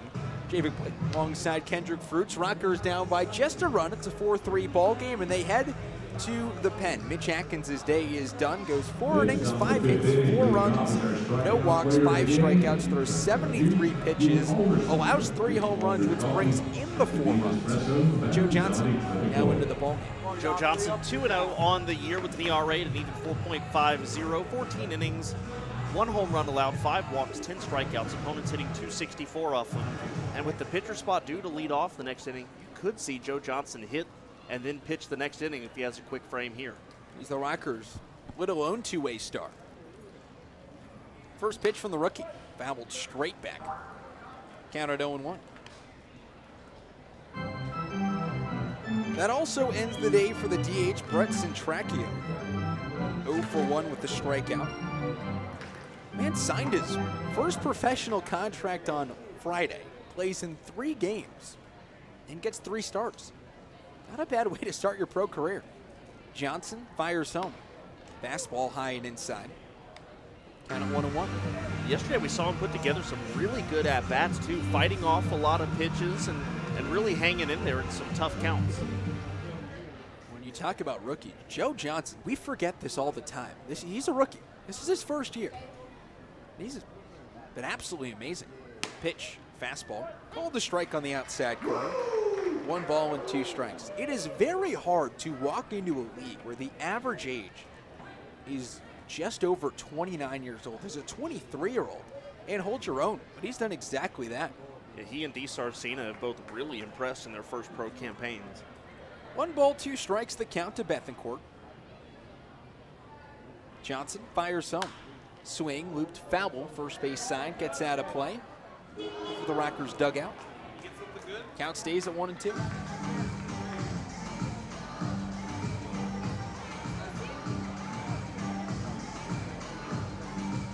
Bethencourt homered in his only plate appearance today. That was back in the 3rd inning. Fastball high and outside that he just tagged to the left center field wall and over. The pitch from Johnson. Swing and a miss, just a devastating curveball off the outside corner. started it right on the black, and it just fell off the table. Johnson's first strikeout, Betancourt's first as well, and turns things over to the top of the order in Connor Myers with 1 out in the 5th. The top 2 in the lineup and the bottom 2 in the lineup are responsible for 5 of the 6 strikeouts that West Virginia Power have offensively today. Myers has one of them. Up from the right side, Levy sets up inside. First pitch, changeup, swing and a miss, 0-1. Also, as I look down towards the West Virginia bullpen, they usually sit on a bench that sits right at the part of the wall that juts out and left. But apparently, we talk about how nice it is. Apparently, it's even better in the shade. Johnson fires home. Swing, popped up towards the Rockers' dugout. First base side, Downs going over, but it just gets out of play. Count at 0-2. The Power bullpen has decided to kind of just sit in a circle in the shade down the left field line. Just kind of chilling out. Let me translate that for you. Somebody forgot sunscreen today. You're not wrong. You're not wrong.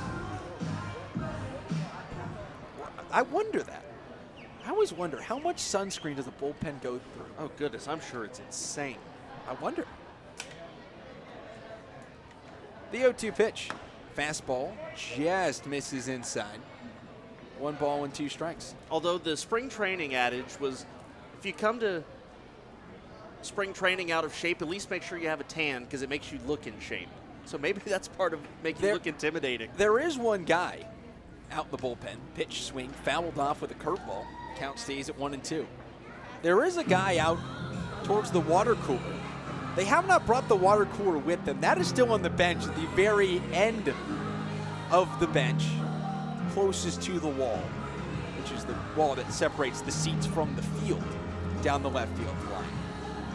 So he was just going to get a drink of water, now comes back. 1-2 the count, 1 out in the inning. The pitch. Fastball misses high, 2-2. Well, you know, if they're leaving the cooler over there, what that makes me think is that they just filled it with ice, and now they're just letting it melt into really cold water. That is not a bad idea. I actually figured out what was in those today. It is blue Gatorade. That is the Gatorade of choice. Either Gatorade or Powerade, one of the two.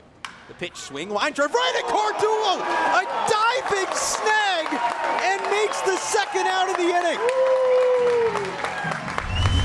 And he throws it back around with a massive smile on his face. My goodness.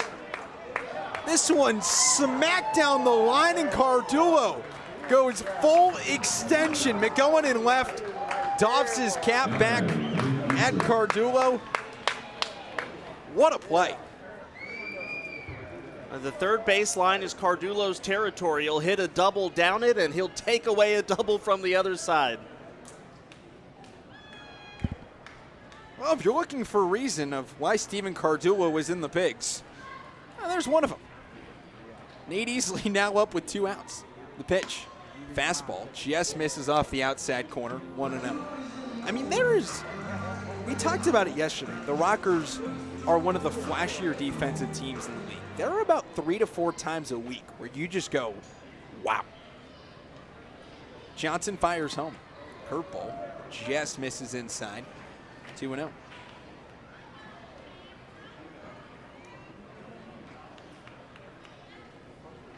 Rockers down 4-3, top of the 5th inning. Nobody on, 2 outs. Nate Easley at the plate from the right side. The pitch, curveball, misses inside, 3-0.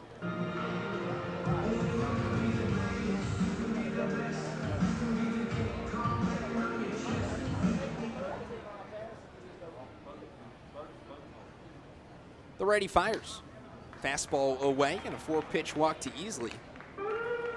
Puts a runner on with 2 outs in the inning for Teodoro Martinez. This is kind of where you get into that dangerous part of this lineup. Martinez, Espinal, Liriano.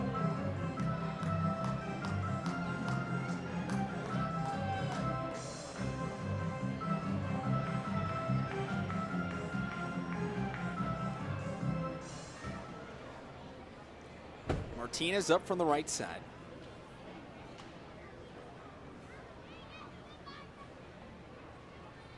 First pitch, fastball just misses off the inside corner. 1-0.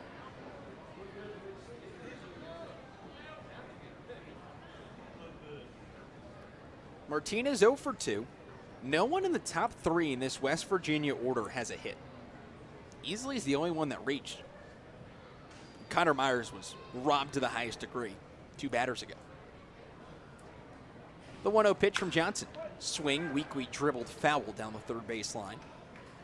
Count evens up, 1 ball, 1 strike.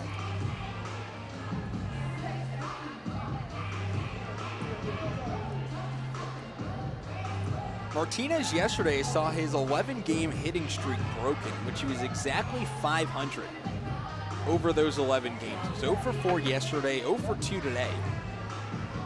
He's kind of come back down to earth this year. He's 0 for his last 6 at the plate. The 1-1 pitch, runner goes, swing, lifted out towards left center field. Johnny Field takes a couple steps in, makes the catch, out, number 3. In the inning, no runs, no hits, no errors, 1 runner left on base, and 1 absolute highway robbery from Stephen Cardullo. We're halfway through this one. Rockers down 4-3. Back after this, the Rockers Baseball Network, driven by Van York. All the way down by the left field foul pole. He has 30 seconds to get this third base and run it all the way back down there. Nick, are you ready?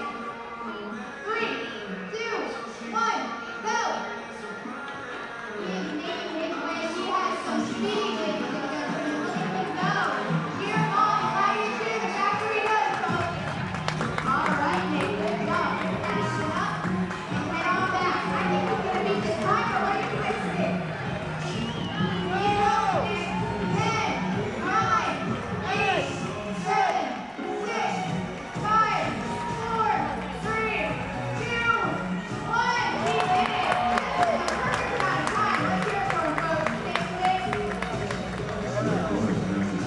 Offers a full rating of the beach and sport medicine care for all seasons. Now we individual team doctor, the Rockers, we can help keep the moving. It's not like stay appointments. It's still an hour to work convenience. Call 836-7168 or visit website.edu/sport medicine today to schedule your appointments. Call it out. It's help really, really accurate.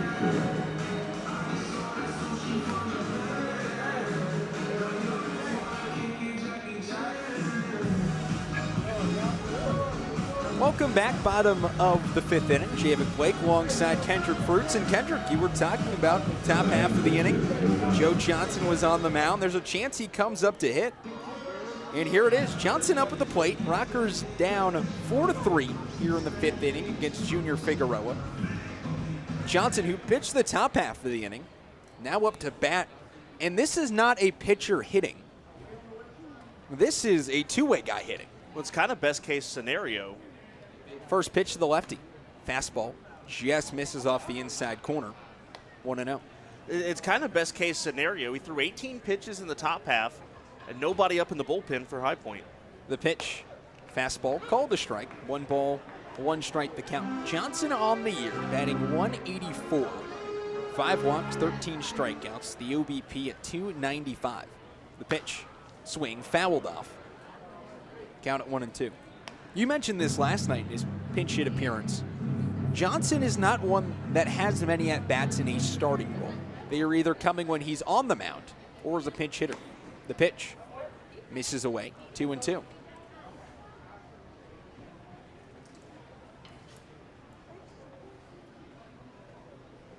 The pitch home. Fastball misses away, 3-2.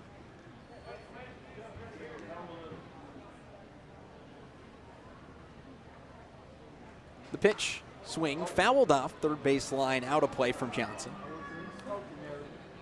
Count stays at 3-2.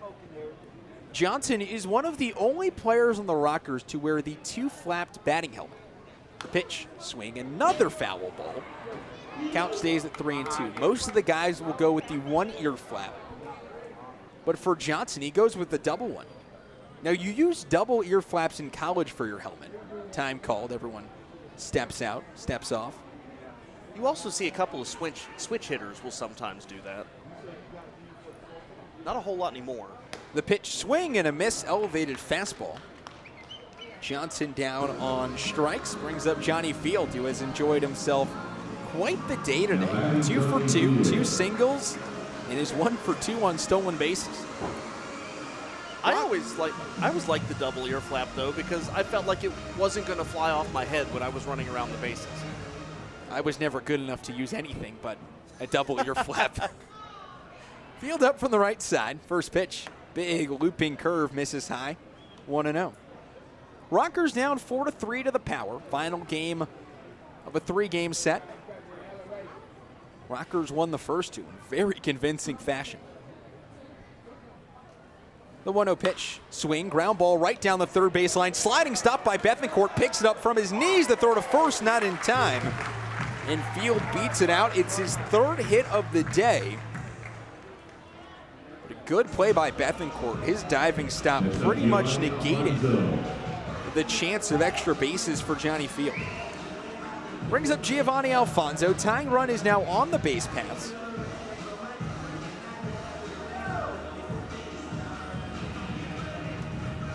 Alfonso 0 for 3 today. Was hitless in yesterday's game as well. First pitch, swing, fly ball wafted towards right center field over as Myers makes the catch, out number 2. Next up, third baseman, Steven Cardullo. Brings up Steven Cardullo. 2 outs, 1 on. Rockers down by 1. You don't think Steven Cardullo wants to cap off his inning with something good on the offensive side? Made one of the most miraculous plays we've seen all year long in the top half of the inning. The pitch, swing, and a high fly ball foul. Third base side out of play. Counted 0-1. Well, the third baseman, Bethencourt, was definitely shaded a little more towards the left field line. And for good measure. Back-to-back games, once on Friday, once on Saturday. Cardullo roped a ball that was fair by maybe a foot, maybe a foot, just barely fair, and hooked it down the line, got a double out of it. The pitch, big looping curve, Cardullo way out in front of it. Counted 0-2.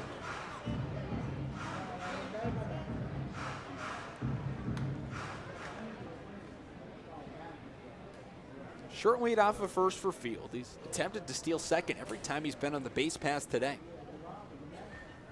Figueroa fires home. Swing, line drive, base hit left field. Martinez retrieves it on a couple of hops, and now runners on first and second for Jerry Downs with 2 outs.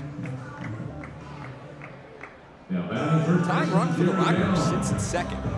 Go-ahead run sits at first.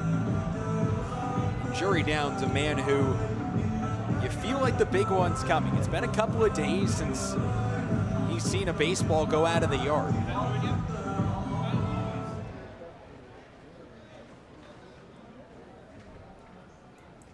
Rockers down 4-3, bottom 5. Figueroa delivers. Fastball up and away, 1-0.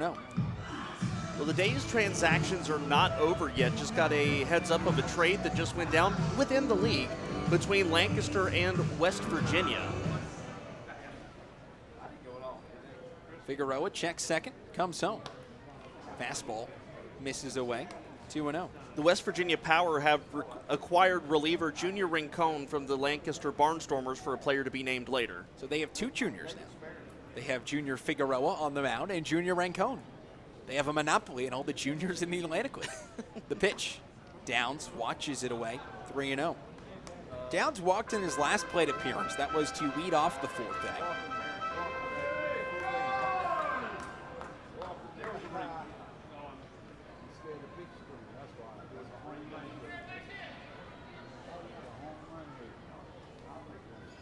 The pitch, fastball, misses away, and a 4-pitch walk to Jerry Downs now loads him up for maybe the hottest hitter in this lineup, Stuart Levy, with 2 outs. Rockers down by 1 in the 5th. Technically, if you want to get technical, there's still 1 junior left.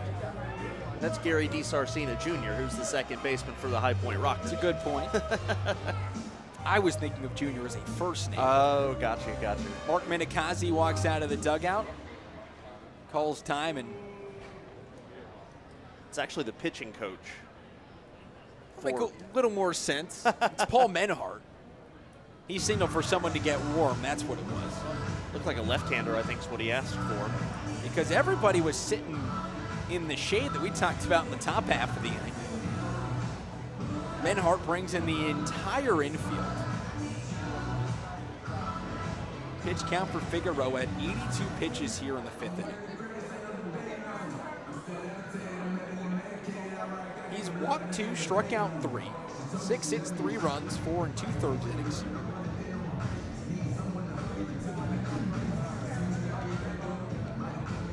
Now the home plate umpire, Terrence Jones, comes out and try and break things up.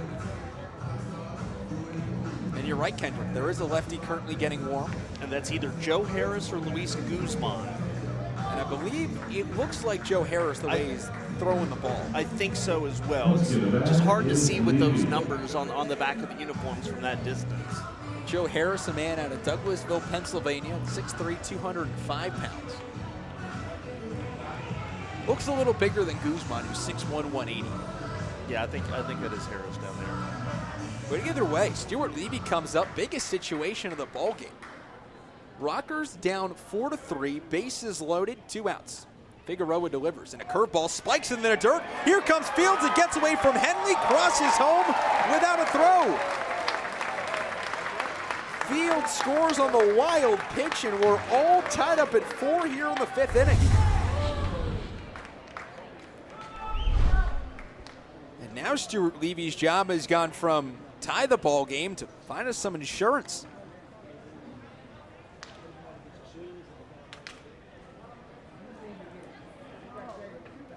Levy 1 for 1. Doubled, came around to score in the 4th. Hit by pitch in the 1st. Figueroa fires home. Fastball misses away. That's now 6 consecutive balls. Levy brings the count to 2-0. And Harris continues to get warm in the power bullpen. The pitch. Fastball way inside, and it clips Levy on the back thigh. Reloads the bases for Jared Mitchell. Now Stuart Levy has reached base in 7 consecutive plate appearances. Though 2 of them have been pretty painful. Justin Henley is currently doubled over behind home plate. The glove is off his hand as the trainer comes out for West Virginia. It looked like it ricocheted off of Stuart Levy to hit Justin Henley, and Yovan Gonzalez has started to put together his equipment in the dugout rather for West Virginia. We're seeing the replay up in the booth, and looked like it just deflected off of Levy's thigh and went right into the wrist of Justin Henley. That's where the trainer is currently tending to. Mark Minikazi out there as well, the power manager. And I think he's going to go ahead and use this time to go head to the bullpen as well. Out of the game comes Henry. Out of the game comes Figueroa. And when we come back, we'll have a new battery. 4-4 the score here in the bottom of the 5th inning. Jared Mitchell about to come up with the bases loaded and 2 outs when we return on the Rockers Baseball Network, driven by Van York Auto.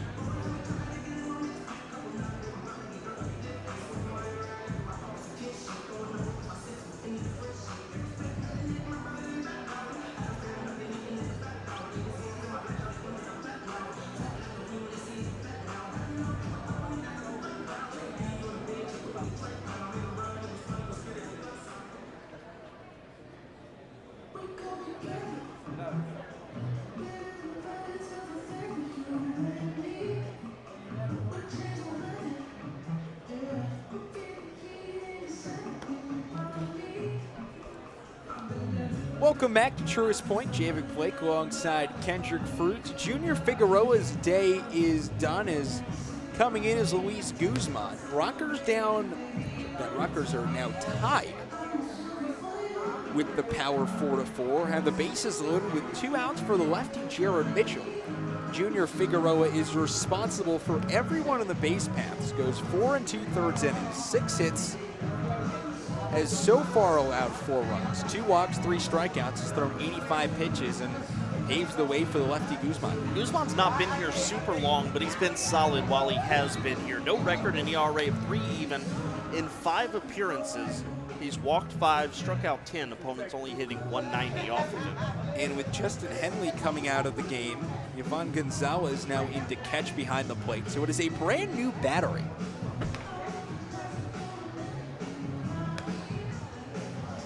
Now the Power have not made any other defensive changes. The question will be, though, who they're subbing where in the lineup. It could be that they put Yvonne Gonzalez where Miles Williams, the designated hitter, was batting. The batter is Jared Mitchell. Well, we'll see what happens in the top half of the 6th inning. Either way, Jared Mitchell comes up from the left side against the lefty Guzman. And credit Mark Minikazi. This is a real smart move to go to Guzman in this situation. Jared Mitchell is batting just 136 against lefties this year, 6 for 44, with 21 strikeouts and 52 plate appearances. He's 0 for 2, RBI ground out back in the 4th. Time called by Gonzalez. Henley has officially exited the game with an injured hand. Hoping everything's okay with him. It was a really weird play that ended up nicking the hand. The pitch home. Curveball misses low, 1-0. Levy at first, Downs at second, Cardullo at third. Rockers were able to tie this thing up with a wild pitch from Junior Figueroa, just squirted by Justin Henley.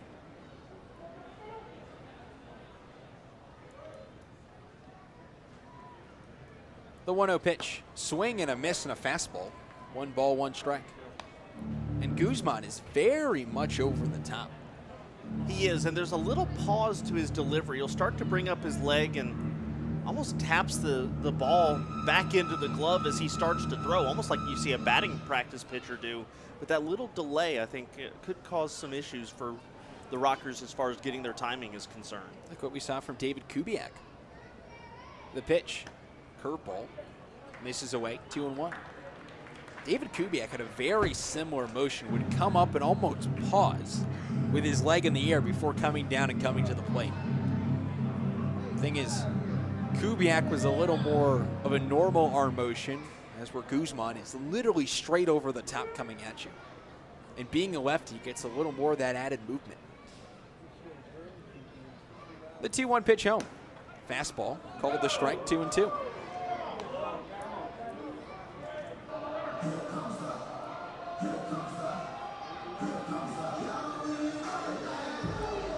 James McGowan on deck, J.R.D. Sarcina in the hole. Bottom 4 of this order is 0 for 7 with a sac fly and 2 runs batted in. They've had productive outs, but they haven't got a hit yet. The pitch, swing, Mitchell fouls it off himself. Count stays at 2-2. And Jared Mitchell's got so long of a stride at the plate that he fouls that ball off and it hits the ground and then hits him on the back. That's how far ahead of that ball he ends up.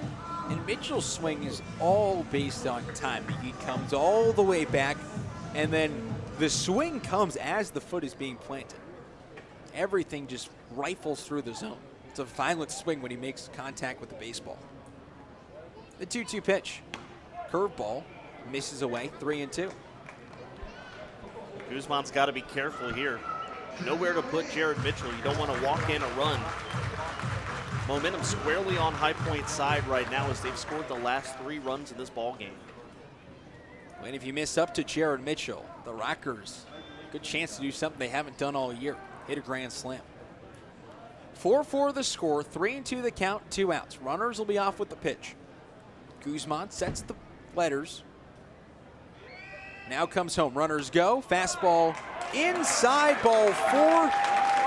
In comes Steven Cardulo. Jerry Downs to third. Stuart Levy to second. Jared Mitchell walks and reaches base for the first time today. Brings up James McGowan with the bases reloaded. And the Rockers now with a 5-4 lead. They've scored 4 runs in the last 2 innings. RBI number 43 now for Jared Mitchell as he slowly but surely started to chase the league lead. He gets that oh-so-coveted RBI walk. Brings up McGowan from the left side. The pitch. Fastball dots the mitt. Called strike 1. McGowan has also struggled against lefties this year. Just 3 for 28. The thing that McGowan has going for him, though, is he just puts the ball in play often. Not a lot of strikeouts. The pitch. Check swing on a fastball low. They check around. Whoa. And home plate umpire Terrence Jones either calls it a strike or says James McGowan went around. He said he went around. That ball, the bat hardly got off his shoulder. And now Jamie Keefe talking a little bit with Jones. The count at 0-2. Jamie Keefe continues to talk as he walks back all the way down the third baseline. He's got every right to. Rules in the Atlantic League this year made check swings a little bit more batter friendly, but Terrence Jones saw things differently on the check swing. 0-2 the count with 2 outs. Guzman fires home. Swing and a miss, strike 3. Oh, and Jamie's coming and that right ends for the him. inning. And Keefe walks back to the dugout with a couple of words. McGowan strikes out to end the inning. But the Rockers take the lead. 2 runs, 2 hits, no errors. They strand 3, 5-4 after 5. Joe Johnson back on the mound when we come back on the Rockers Baseball Network, driven by Van Yorgado. Enjoy us and sing happy birthday to him.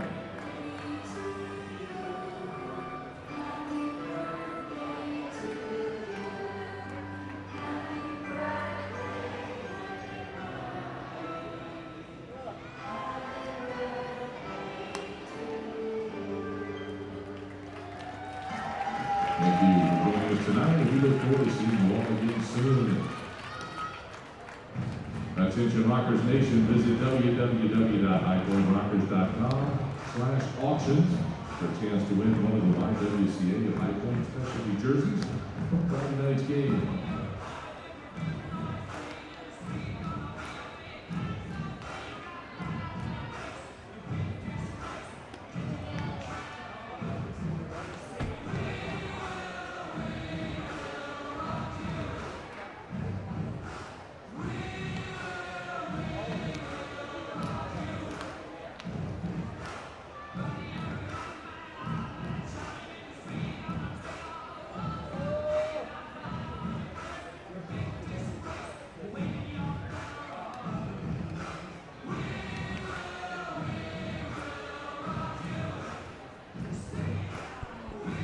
Welcome back to Truist Point, top of the 6th inning. Javik Blake alongside Kendrick Fruits. Thanks so much for joining us on your Sunday evening, now turned into night. Rockers lead 5-4 here in the top half of the 6th. Javik Blake alongside Kendrick Fruits. It's Edwin Espinal, Reimer Liriano, and Miles Williams, who we're not quite sure if he's still in the ball game. He's the DH spot. We've seen him moved around all over the place.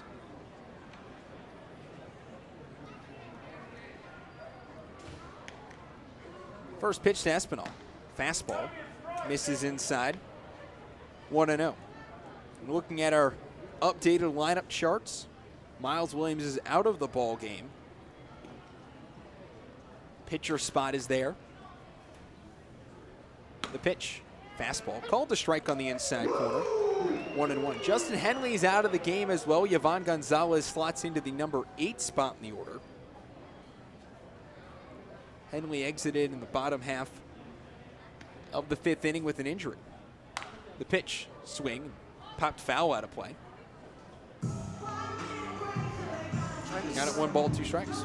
At the bottom of the stairs, somebody holding a bat number 6. Looks like a left-handed hitter. And that would be Joe Quinones, who would come up as a pinch hitter. Johnson fires, swing, and tapped to the backstop. Count stays at 1-2 strikes. It also looks like Luis Guzman's day will be done. Currently, they have a right-hander up in the West Virginia bullpen. A real smart move by Minikasi to bring in the lefty against the two lefties in the order that haven't done most of their damage against lefties. The pitch, swing, and flat out towards center field. McGowan going over, bounces down in between McGowan and field. Espinal reaches with a single. Now batting right fielder. That brings up Reimer Liriano. Espinal, a 2-hit game today.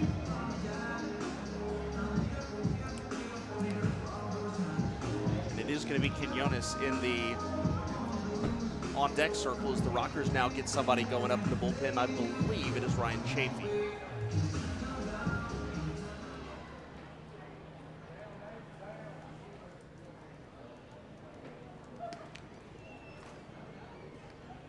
The pitch way up and inside hits Liriano. And after home runs in his first 2 at-bats, gets hit here on the first pitch of his 3rd at-bat. Puts runners in first and second for Joe Quinones.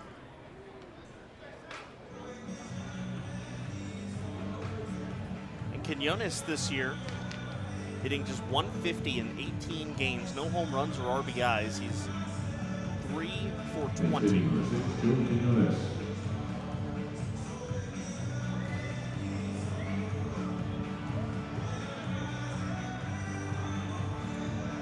Quinones, the switch hitter, coming up from the left side.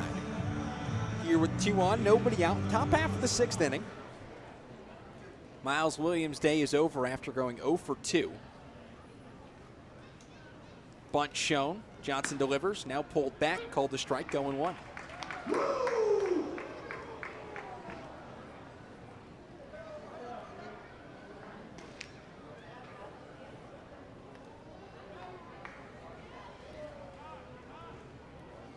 Time called.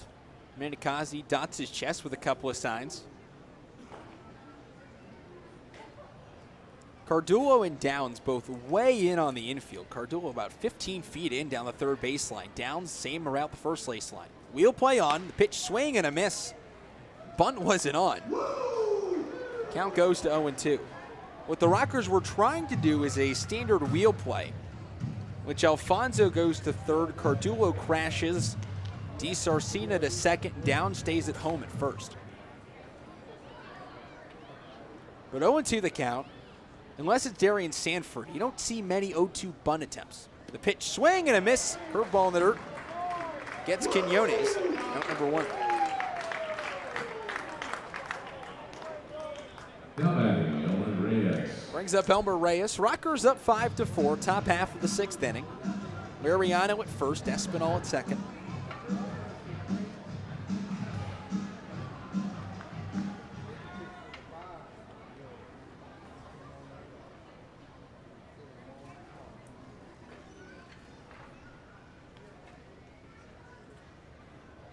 Johnson fires home. Fastball dots the glove outside corner, 0-1. And Johnson, after allowing a leadoff single and a hit by pitch, has really settled in the last couple of pitches. Has thrown 4 consecutive strikes and is really popping the mitt. Sets the belt. Righty fires. Way up and inside, turning out of the way is the righty Reyes. Count at 1-1 strike. Something that Joe Johnson was really heralded for coming in was the velo on his fastball. Sitting at 89 miles an hour, has gotten up to as high as 91. The pitch home. Curveball misses away. 2 balls and 1 strike. And Johnson out on the mound sporting a mustache. That's another thing we've seen over the last couple of days from the Rockers staff. It seems like there is a mustache craze going on in the Rockers rotation and in the bullpen. The pitch. Swing, laced into left field, base hit. Rounding third as Espinal gets the stop sign as the throw comes all the way into Cardullo, cuts it off. And now the base is loaded. Ray is on with a base hit. That's his second of the day. And that brings up the new catcher, Yvonne Gonzalez. But first, we're going to get a pitching change. Manager Jamie Keefe comes out to the mound.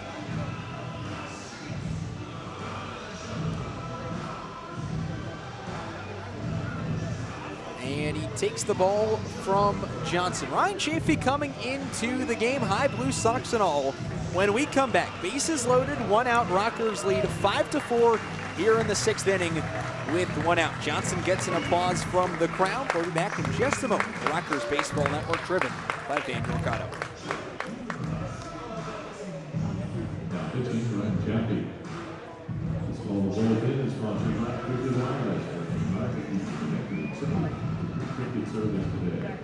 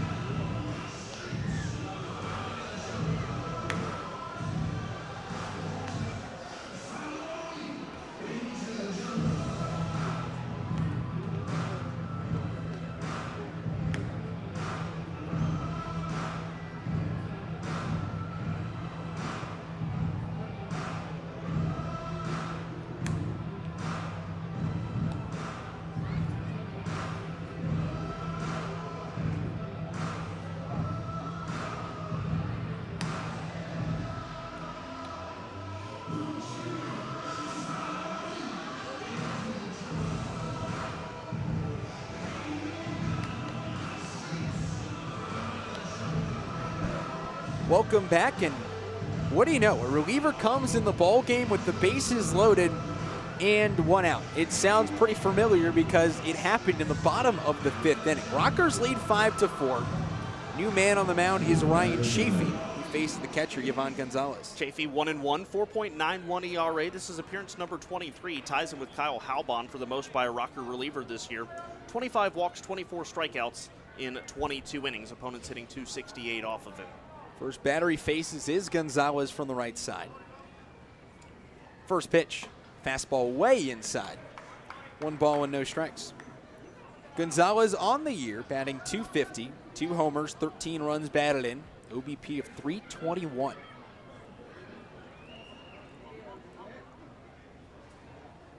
The pitch from the righty, fastball, misses away, 2-0.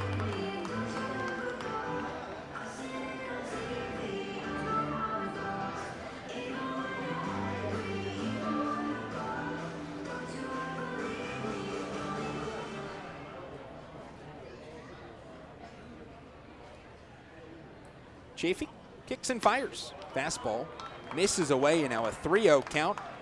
1 bad one away from bringing in the game-tying run. I feel like we're doing this all over again. The same exact thing happened in the bottom half of the inning, albeit the tying run came in at a wild pitch and the go-ahead run on a walk. The pitch, fastball called a strike, 3-1. And you know, it's odd because more or less this year, these two teams have not combined for a whole lot of runs and a whole lot of base runners, but there has been heavy traffic across the base paths almost the entire day today. Chafee kicks and fires. Swing, popped foul. First base side gets out of play, and he's battled back. So now a 3-2 count. And I think that's the most impressive thing with the Rockers today, with the pitching staff today. Even when they get down on the count 3-0, the ability to battle back to make it 3-1 and then 3-2 and then get the count back in their favor. So important. Bases loaded, 1 out. Rockers up by 1. The pitch, fastball away, and we're all tied up at 5. Gonzalez walks, Reyes to second, Liriano to third. In comes Espinal, and Gonzalez, the second RBI walk of the day, brings home his 14th RBI of the year. Brings up Dominic Bethencourt, 1 for 2. Home run and a strikeout. Even though it's a rough situation for High Point, they're really just one ground ball away from getting out of it with 1 out in the inning.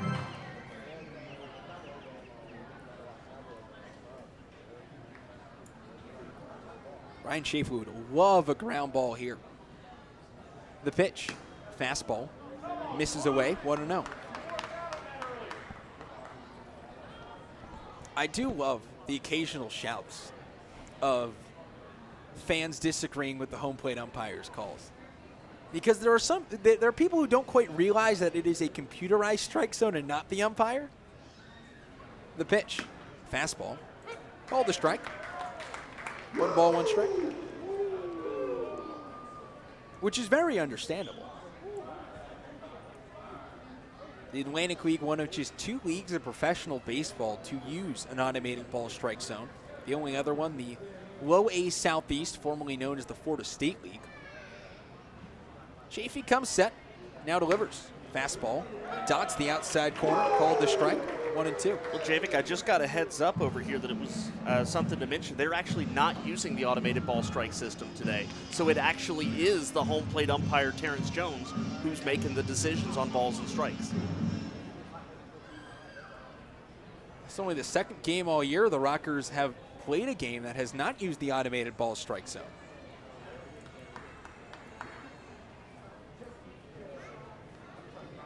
The only other time they used it was against York in a game that started at 12:30. One of the earlier day games of the year. Did not get the win. It was Tommy Lawrence's first home start. The 1-2 pitch. Fastball, strike 3 on the outside corner.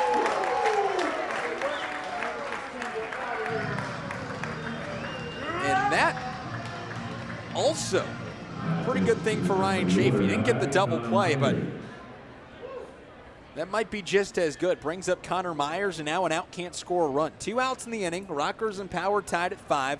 Top of the 6th inning. One of the big things that's been a theme, although it's not been one that's been talked about a whole lot this year, Rockers relievers can get the strikeout in big moments this year.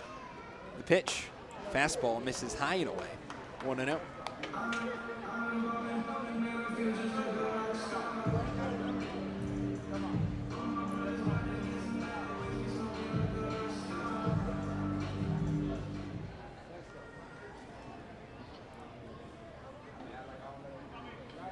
Downs not holding on Gonzalez at first. The pitch, fastball, misses away. 2-0.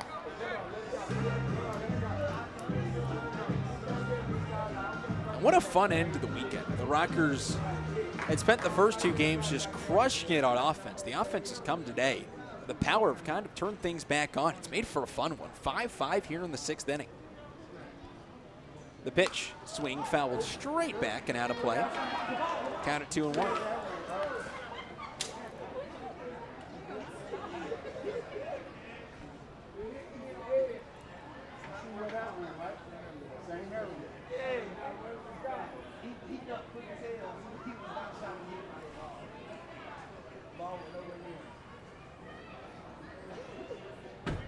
Myers in from the right side. The pitch, fastball, and a check swing on the inside corner, but not called a strike.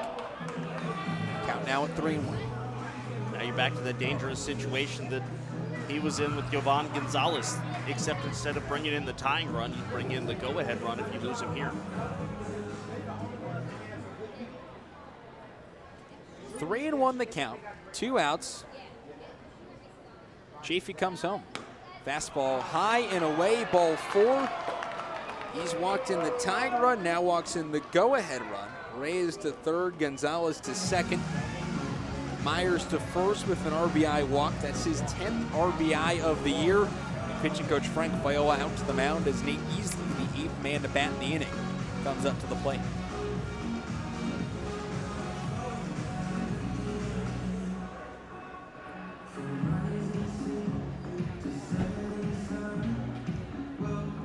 For the Power, a win today would be something that hasn't happened too often this year on the road. They are a league worst 5-20 on the road, including losing 11 of their last 13. that was a pump-up speech there by Frank Viola. You could see his body language and the use of his hands, and he kind of tapped Chafee in the middle of the chest and said, hey, you got this, bear down. Go ahead and get this last guy.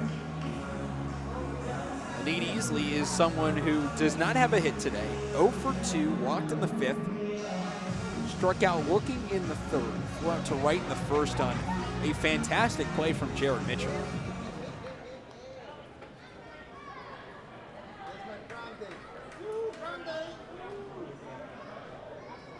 The pitch home.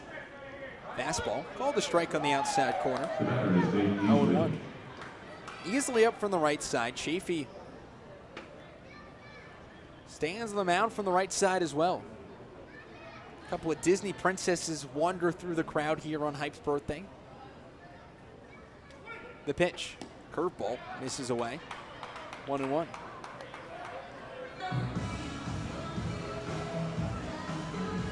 Terrence Jones is a very, very distinct strike call behind the plate. His strike 3 call is very animated. The pitch from Chafee, swing and a miss. Count it 1-2. Yeah, he's one of those umpires where you don't ever wonder what the call was. If you're watching him even just a little bit, you are going to be completely in the know. Righty continues to get warm in the power bullpen. 1-2 the count. The pitch. Swing, fly ball to right center field. Field going over a bit. Makes the catch, out number 3, and the Rockers get out of it. But not before the Power retake the lead with 2 runs on 2 hits, no errors, and 3 left aboard. We head to the bottom half of the 6th inning. Power 6, Rockers 5. Back after this. The Rockers Baseball Network, driven by Van Yorkado. Included in these seats is our POW and IAT, which will always remain unused in honor of those that count from home. Please rise if you are currently serving or have served in our armed forces.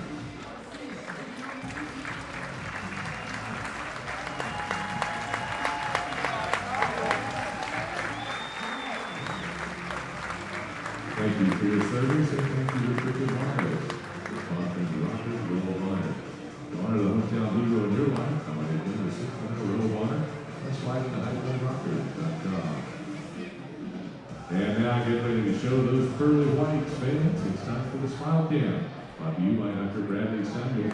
You need a brain dentist? Call ours 336-883-2316 or visit www.bradleysamuelpds.com. Dr. Bradley Samuel, the official dentist for Hypo Rockers.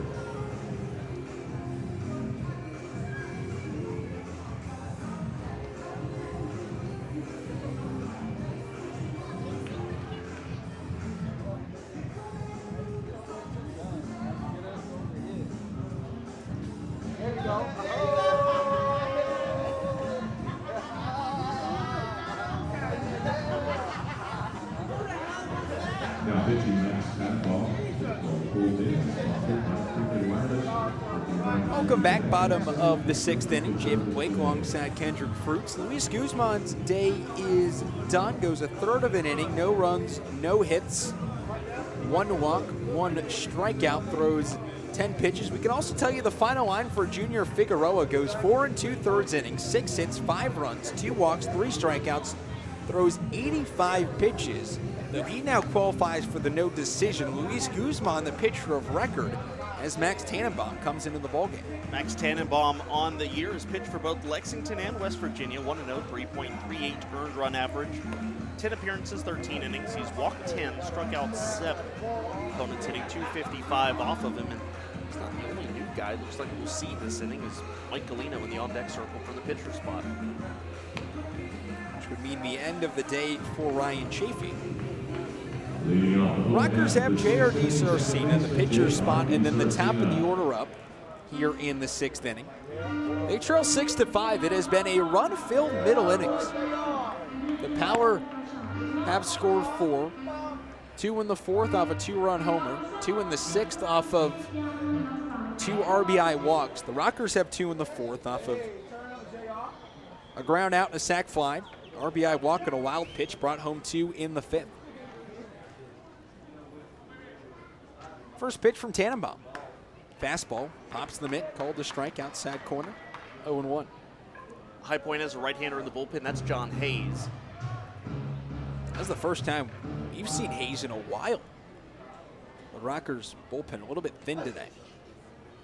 The pitch, swing and a miss, fastball outside corner, counted 0-2. They have just 11 pitchers on their roster today after Ricky Knapp and Daniel James were both traded this afternoon.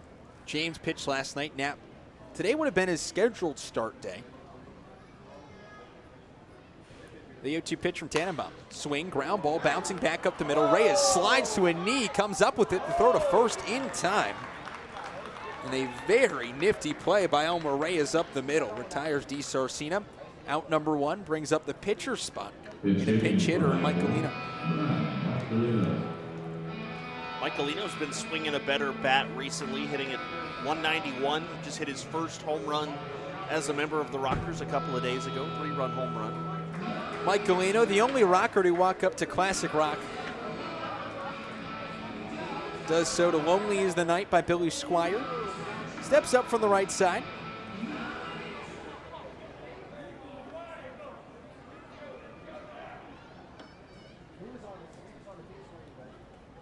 First pitch, fastball, pops the glove, called strike 1. You mentioned we hadn't seen Hayes in a while. He actually pitched Friday, a scoreless inning Friday, but before that, his last appearance was July 13th. Forgot about that. He did finish the game out on Friday. Looked really good. The pitch, swing, roped, foul down the left field line. Counted 0-2. Tannenbaum pitched on Friday as well. Pitched 1 inning, gave up a run on 2 hits, 1 walk, 1 strikeout. And they lengthened the inning from Tannenbaum through 25 pitches. The righty sets at the letters, now comes home with no one on. Fastball misses away, 1 ball and 2 strikes. Galino on the year batting 191. OBP at 328. Just a couple of points above league average. The OPS about 200 points below league average at 626. The pitch, curveball, misses away. 2 balls and 2 strikes. And like most Rockers catchers, Mike Galino in his first couple of weeks with the Rockers hasn't hit the ball well, but finds a way to get on base every way possible.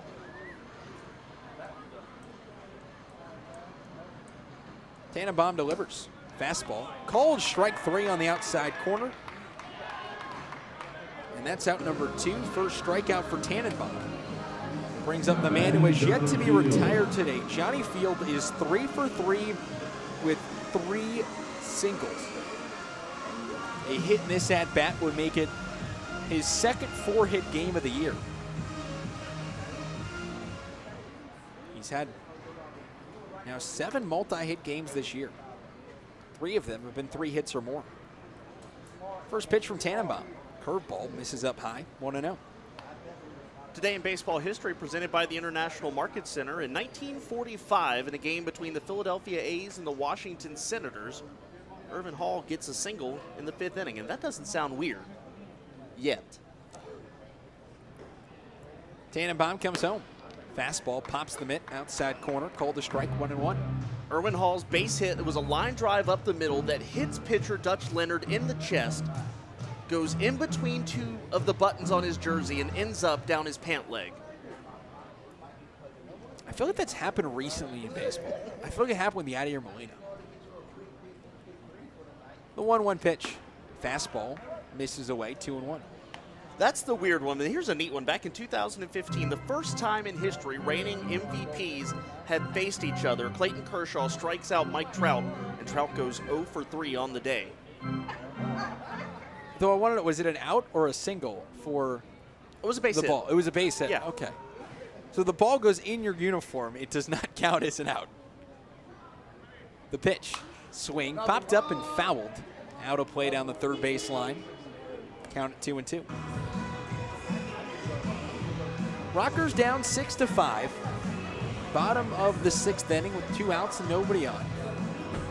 John Hayes continues to warm in the Rockers bullpen. He'd be the man to come into the ball game. Mike Galino pinch hit. Ryan Chafee did not get an at-bat. And he's a reliever that loves getting ABs. Tannenbaum comes home. Swing and a miss. Way out in front of it is Field, and Tannenbaum all sorts of fired up. Turns around off the mound and gives a very excited yell back towards his teammates in the field. He has a 1-2-3 inning here in the 6th.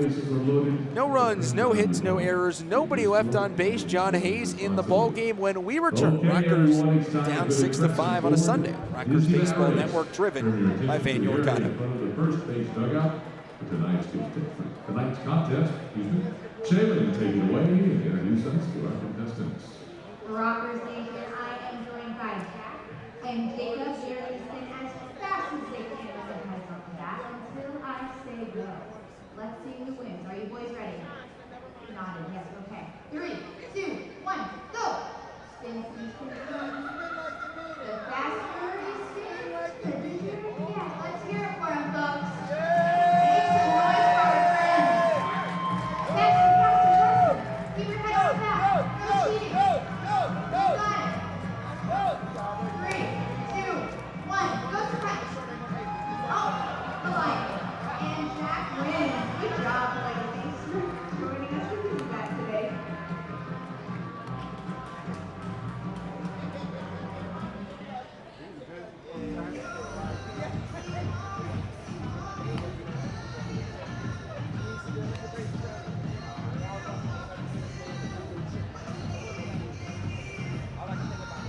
Now pitching for High Point, right-hander John Hayes. This one gold in is sponsored by Cooper Wireless.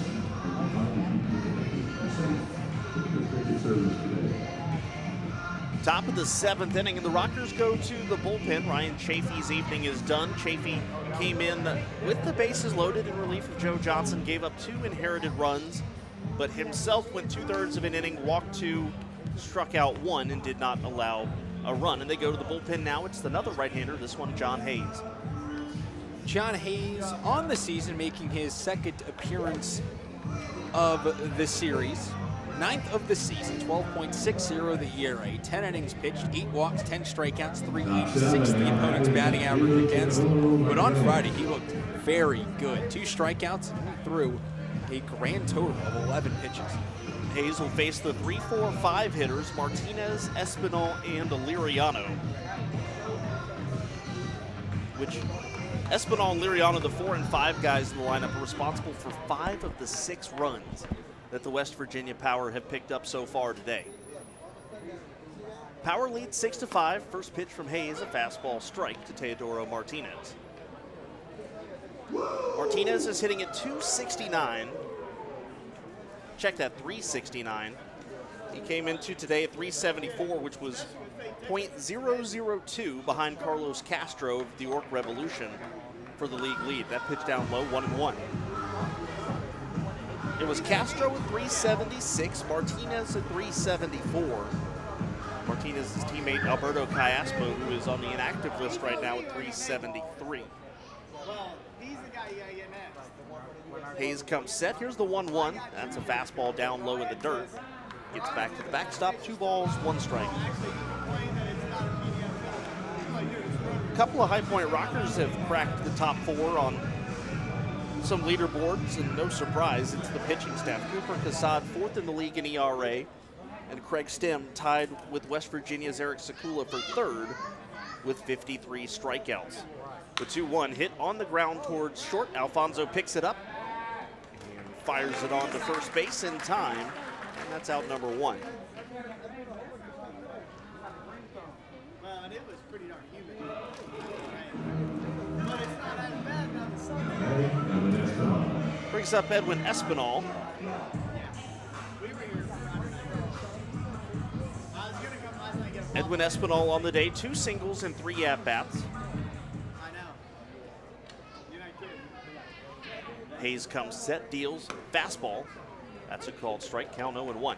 Nobody up in the bullpen for the West Virginia Power, which leads me to believe that Tannenbaum will be back out in the bottom of the 7th. Hayes comes set. Here's the pitch. Swung on, and that's poked into right field. Mitchell is there, and he makes the catch. for the second out of the inning, and that will bring up Reimer Liriano, who has reached base all 3 times today.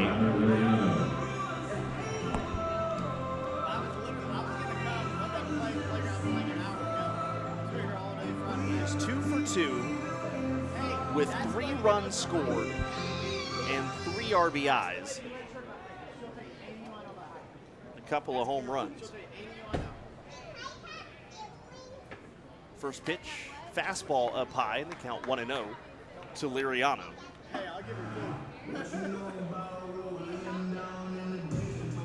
John Hayes so far is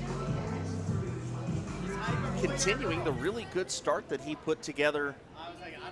A really good appearance he put together rather on Friday. That pitch, a curveball, drops in for a strike, 1-1. He has retired all 5 of the hitters that he has faced in this series.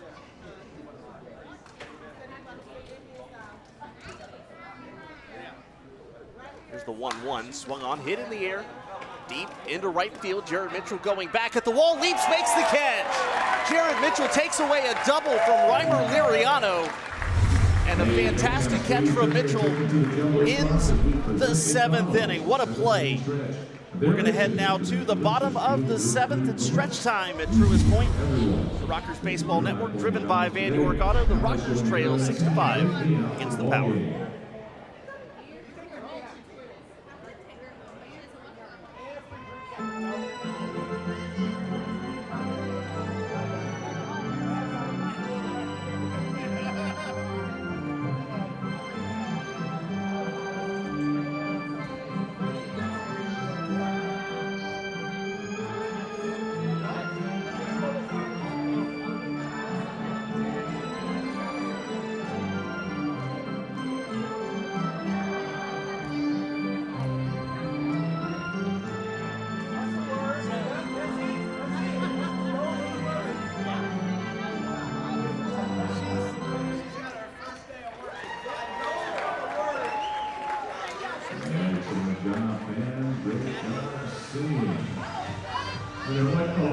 What is going on here? I was wearing his birthday suit. Oh my goodness. The horse is wearing jockey shorts. Well, they need your animals. Somebody get that horse off the field. For the love of Seabiscuit, this is a family show. Come on.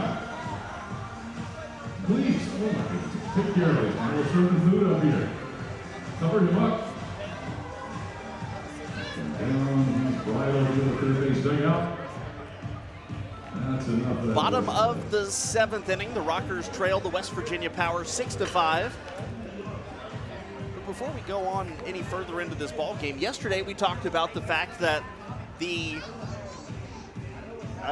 we didn't have an all-star game this year, an all-star team, but ALPB Roundup had listed 3 Rockers to the all-star team, their all-star team anyways. So a bunch of panelists were able to vote, and Michael Russell and Jerry Downs were named as starters to the South Division, Stuart Levy a backup. Well, today they came out with the pitchers, and the Rockers had 3 more guys make the ALPB Roundup all-star team. Cooper Casad, John Fasola, and Luke Westfall. And Luke Westfall was named the starter of the South Division. Those are 3 guys who were really great all season long. And a big shout out to Casad and Westfall, 2 starters that have done a great job. And John Fasola as well, just coming back and really just doing a great job on the mound.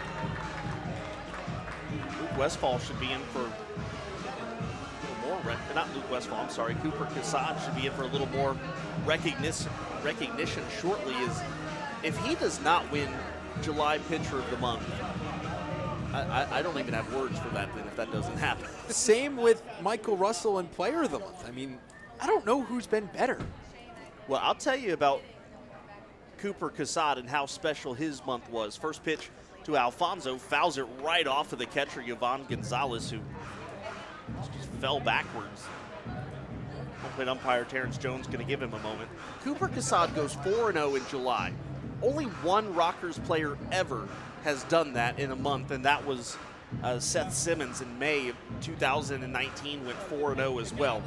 No Rockers pitcher has won more games in a month than Simmons and Casad, and nobody has ever won that many games with 0 losses in a month. So the count 0-1. Week game, one of the first games. And here's the pitch from Tannenbaum to Alfonso. A hard hit ball, backhanded there at second base. Nice play by Easley. Throws on to first in time to retire Alfonso. That is out number 1. Brings up Steven Cardulo now. Cardulo a double and a single today in 3 trips. Rockers have action in the bullpen again. This is a right-hander.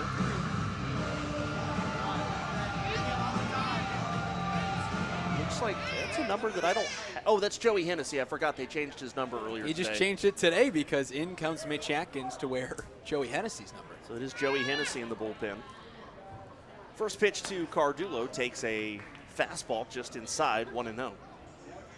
I saw that 25 and I went, oh no, I don't know who this is, but then I remembered the whole uniform switch number. It really has felt like that, though, with the amount of trades in the league. It seems like kind of like trade deadline. With 3 pitchers coming in for the next couple days, we'll see what numbers they wear as Cardulo hit by the off-speed pitch inside. And so with 1 out, the Rockers will have a man aboard for Jerry Downs.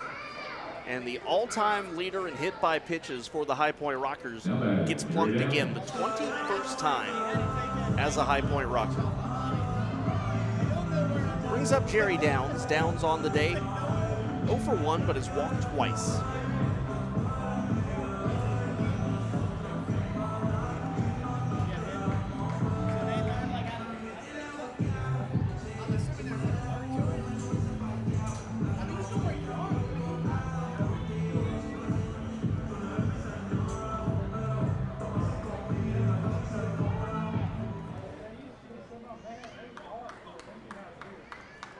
Yeah, because there's probably just a way to let it deflect. Cardulo takes his lead off of first base.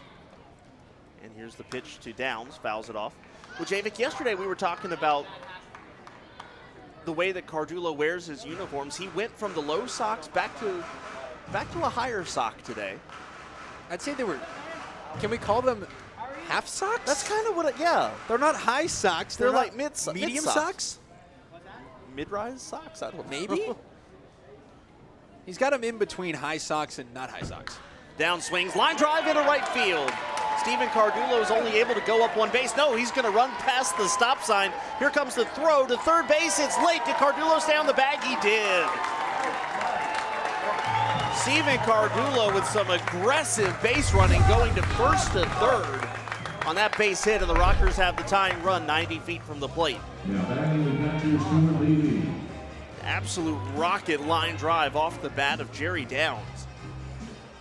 And that'll bring up Stuart Levy, who's reached base in 7 consecutive plate appearances, 1 for 1 with a double today, and has been hit by a pitch twice. And that now takes the team lead away from Jerry Downs. Rockers as a team been hit by a pitch 3 times today. Off-speed pitch, outside, ball 1. Tannenbaum really took a lot off of that. I would venture to say that was the slowest pitch we've seen today.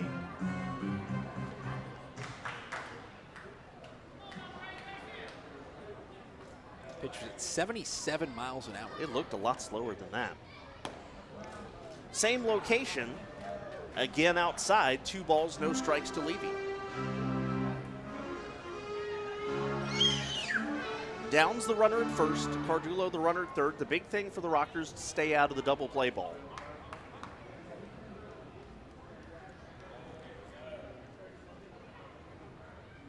Tannenbaum kicks and deals. Levy swings, pops this one up, could be trouble into right field, going back. No, it's going to drop in between the fielders. Cardulo comes in, he scores, we're tied.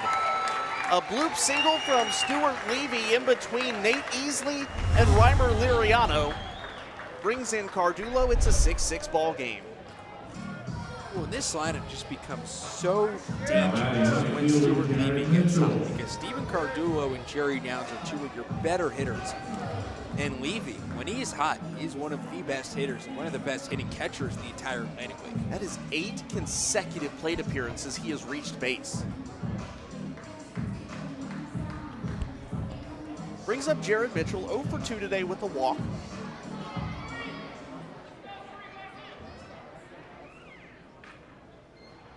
Rockers leader in home runs and RBIs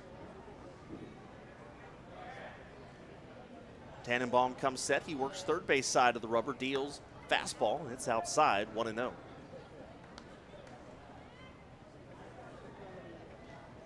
We're in the bottom of the 7th inning, all square at 6. The line scores 6-7-0 for the Power, and it's 6-8-0 for the Rockers. Timeout called. Looks like a baseball got loose from Joey Hennessy. In the Rockers bullpen, it did.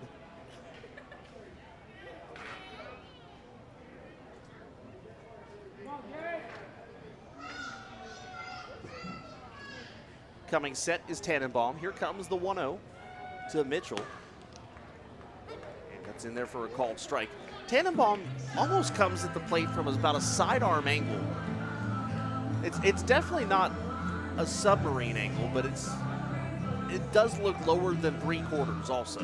When going from Guzman, you go from straight up to a little bit less than 3/4. He kind of like takes a side step and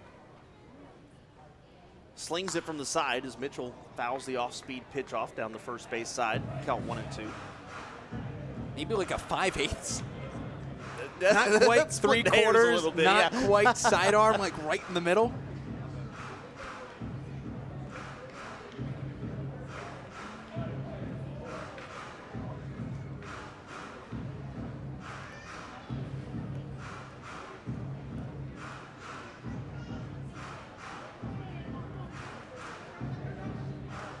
Downs the runner at second base, Levy the runner at first. Levy's RBI single has tied this game up in the 7th inning.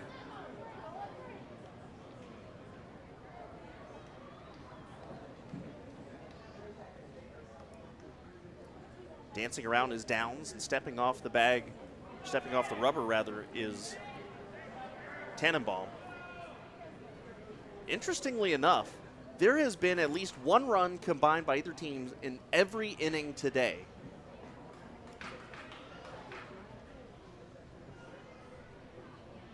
Here comes the pitch off speed. Mitchell hits it again, foul down the third base side. Nice play by Brian Clark in the Rockers bullpen. He's tasked with keeping Albert Gonzalez safe over there.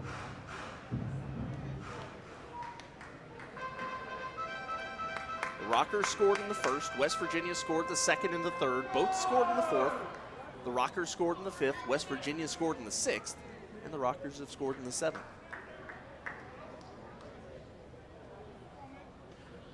It's still a ball and 2 strikes to Mitchell. Tannenbaum comes set, and here comes that 1-2. Fastball outside, 2-2. Following today's game, the Rockers head to Lexington, and as we've kind of mentioned before, it's an odd way for the first half to end. Game 1 of that 3-game series is the end of the first half. And then games 2 and 3 will begin the second.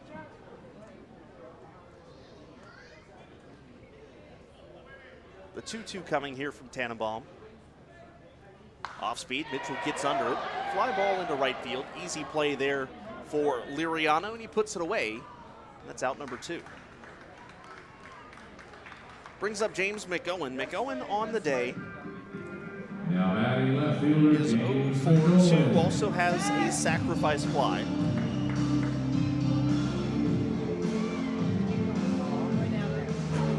Well, now we're kind of getting into that time of day where, under normal circumstances, at Truist Point, we'd probably be in the second inning or so. Shadows are covering almost the entire infield except for a little sliver over at the first base bag, and they're starting to encroach into the outfield. Lights are not on, it doesn't look like. Sometimes it's hard to tell the angle that they're displayed, but it does not appear that they are on. Which makes the area around the plate pretty dark right now. Runners go, pitch is outside. The throw down to third base. Downs is in, and dropping the ball is the third baseman, Bethencourt. And a double steal by 2 of the guys you would least expect to do it on this Rockers team. Jerry Downs to third and Stuart Levy to second. UPS Store is going to good shipping. UPS Store, a proud printing partner, the Rockers.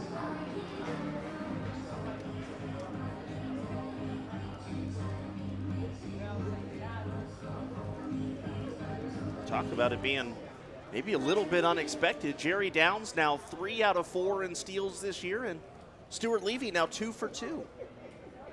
That's one thing about this Rockers team. They will run. Yes, we do. That pitch a strike, and the count is now 1-1. Lights are now starting to cut on in the ballpark. I tell you what, I think Jamie Keefe executes the double steal more than any other manager in this league. I would very much agree with that.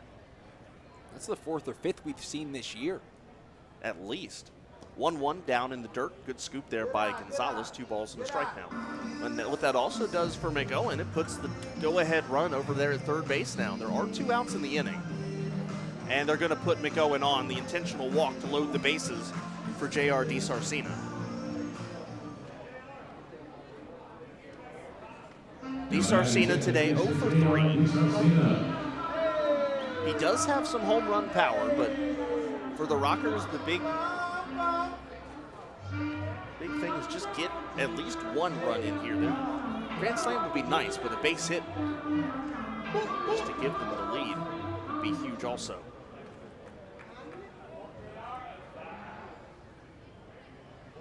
We're tied at 6 in the bottom of the 7th inning with 2 outs. Here's the first pitch. DiSarcina swings. Ground ball to third. Bethencourt picks it up and throws across to first in time. That's the final out of the inning. But the Rockers do get 1 on the RBI base hit from Stuart Levy. And we go to the 8th inning, tied at 6 on the Rockers Baseball Network, driven by Van York Auto. Run the bases. Once the game ends, these young fans who wish to run the bases, for those who want to watch their children run the bases, line up the signs. Can line up behind section 115. Fans, direct your attention to the field where you're about to witness the most exciting game of racquetball. Brought to you by Health First. Be sure to cheer them on. All right, Shaylin, take it away. Robert, Nate, and I have Alexis and Lydia. They are about to play a fun game of racquetball. Best 2 out of 3. Are you girls ready? 3, 2, 1, racquetball. Full speed ahead. Oh, down.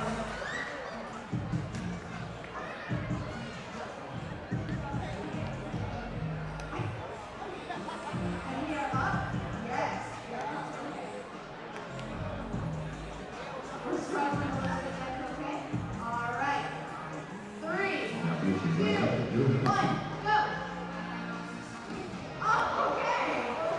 That was good. All football is sponsored by Cricket Wireless. You can find the connected and safe with their cricket service today. All right. I think we're going to call it. Girls. All right. Thanks for playing today. Let's go.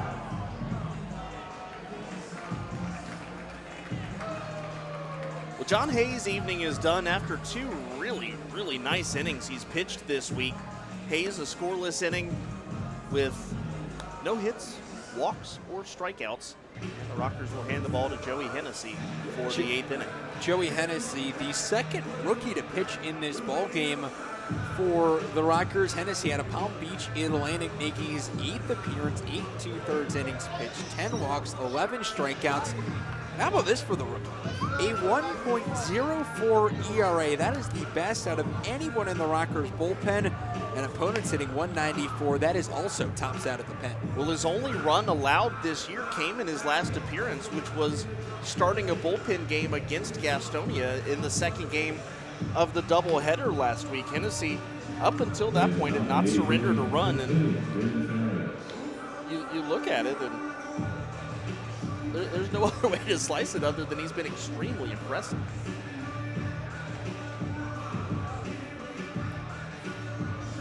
And the way that Hennessy and Hayes have pitched recently, you kind of see them potentially getting a little bit more of an increased role as we start to go into the 2nd half of the season. It'll be the pitcher spot leading off, so a pinch hitter here. And it's going to be Ben Farias. First pitch to Farias, down low, ball 1. We're tied at 6 in the 8th inning. Right-hander up in the bullpen for the Power. That pitch down low. And the count 2-0.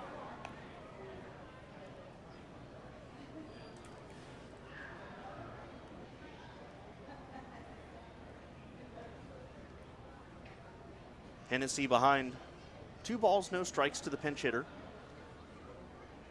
Elmer Reyes and Jovan Gonzalez, the next 2 hitters. Fastball at the knees, that's a strike, and the count 2-1. Well, every series up to this point between these 2 teams has ended with the Rockers winning 2 out of 3. They have yet to sweep an opponent this year. They're 0-3 in games where a sweep is a possibility. That one popped up in the infield. Jerry Downs calling off DeSarcina, who backs away at the last minute. And Downs puts it away out number 1. Brings up Elmer Reyes, who has a couple of base hits today, 2 for 3. Now batting, Elmer Reyes.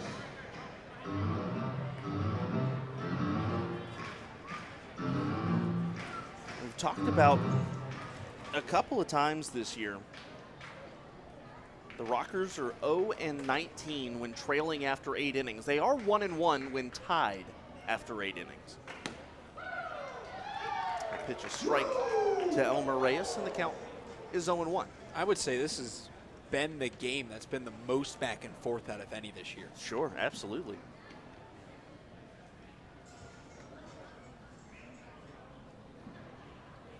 This one hit on the ground. Looks like it might have clipped off of Hennessy. It does. DeSarcina bare hands, throws to first in time. What a play. J.R. DeSarcina stays with the redirected baseball that caromed off of Hennessy. And a great barehanded pickup and throw to first.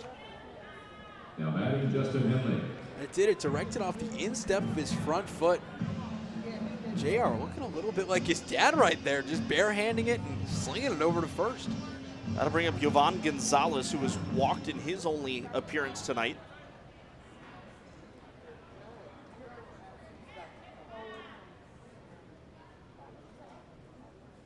And that pitch up high, the count 1-0. Previous play officially scored a 1-4-3 ground out.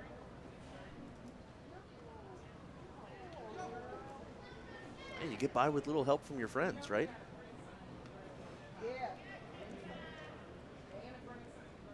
The 1-0 coming here.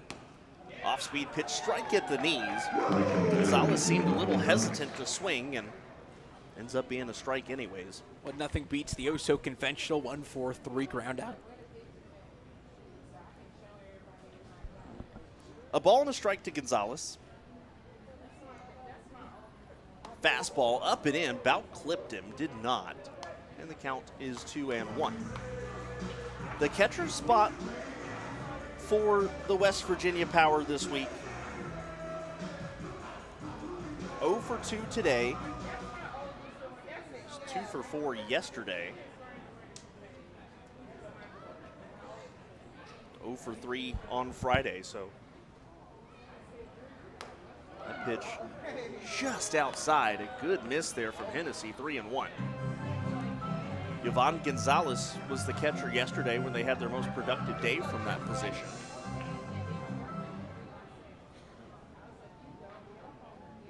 Hennessy comes set. Here's the 3-1.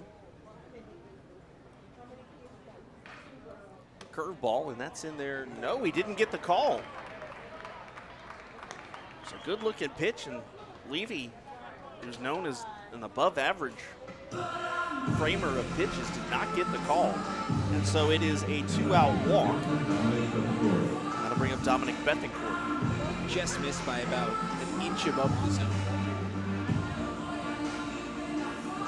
You talked about how it kind of felt like a very back-and-forth game. The Rockers scored in the first inning, and it kind of felt like, hey, this could be a repeat of the last couple of days, but Mitch Atkins gave up a couple of solo home runs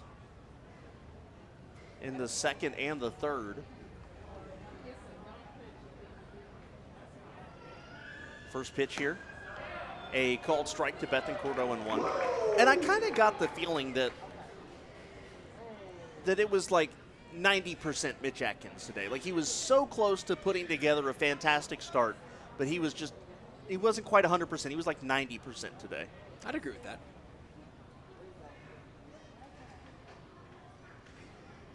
0-1, that's going to get away from everybody. Levy picks it up, fires down to second base, and airmails it into the outfield.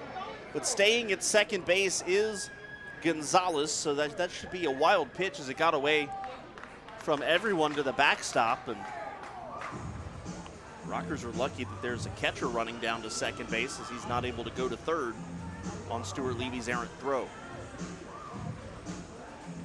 Time for a check of the Atlantic League scoreboard, brought to you by Ginny Morrow Cruise Planners. One game already, final 16-0, Southern Maryland over Lancaster. And a close one in Lexington, bottom 8, 7-7 between the Revs and the Legends. Bottom 9, Gastonia 7, Long Island 1.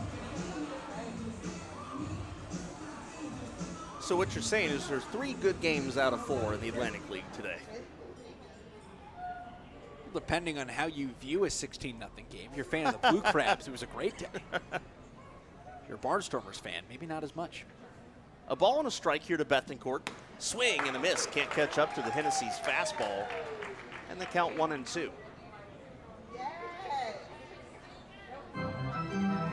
There was a right-hander warming up in the bullpen for West Virginia earlier. Now he's just kind of standing there on the mound.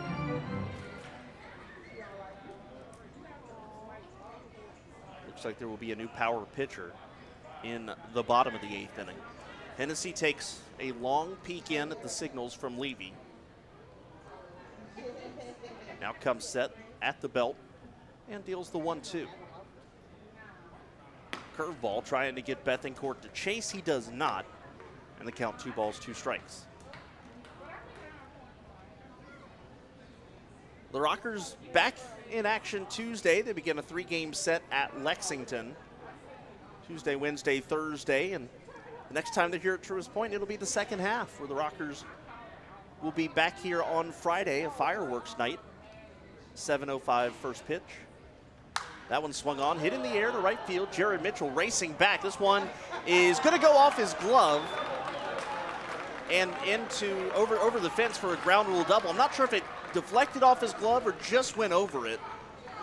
He kind of stuck it up at the last minute, but any way you slice it, a run does come in and score. And heading to second base is Bethencourt. It's now 7-6 power. It looked like it just got over the glove. It was a good play from Mitchell. He went all the way back on it. If Jared Mitchell can't get to a baseball, not many people are getting to it. He's got probably the best speed out of anyone in the Rockers. Yeah, I thought it might have glanced off his glove at first, but upon seeing it again, it does just sneak over. Either way, credit Dominic Bethencourt. Good little piece of hitting. So now with a 7-6 lead, first pitch to Connor Myers. He goes around on the pitch down, and the count is 0-1. Rockers now trail 7-6.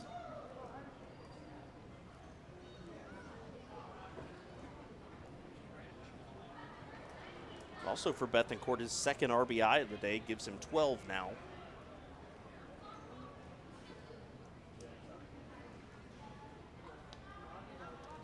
Hennessy comes set. Here comes the 0-1 to Myers. Fastball, and that's a strike. They count 0-2.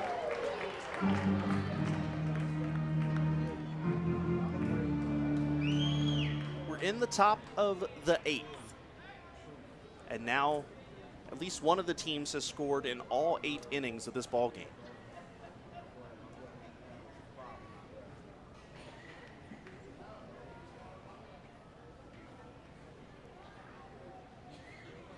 Here's the pitch, curveball. Good job by Myers to stay with that one and foul it off. They count 0-2.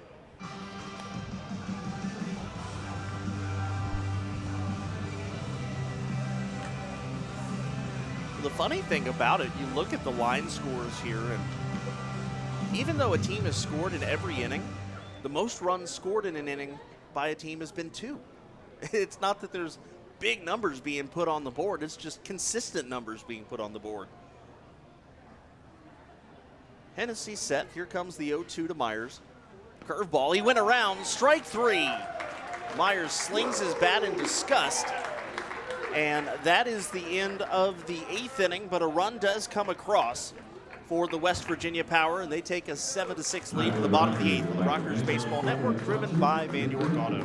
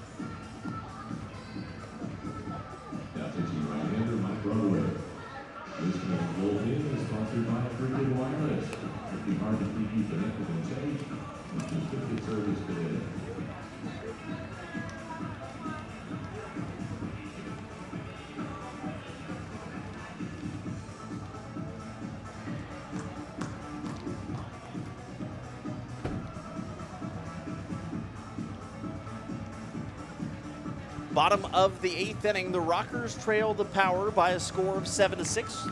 Mike Tannenbaum's day is done. Nice outing out of Tannenbaum. 2 innings, 2 hits, 1 run, a walk, and 2 strikeouts. And It's the bottom of the 8th inning. Pitch hit. turn the ball over to Mike Broadway here in the bottom of the 8th. Mike Broadway with the Power this year. This is his 13th appearance, and he's been absolutely fantastic. 14 2/3 innings, 1.23 the ERA, 2 walks, 13 strikeouts, and a 163 opponent's batting average. Broadway here will have to deal with 9-1-2 for the Rockers, and the number 9 man is the pinch hitter, Randy Norris. First pitch to Norris, down and away. Randy on the year is hitting a .227 with 5 runs batted in.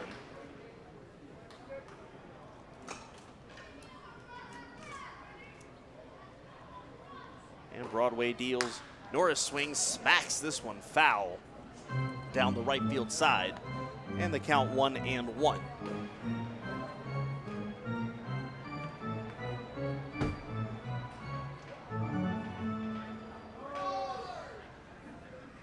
Well, looking at who's left in the bullpen as Norris fouls this one off, count 1-2.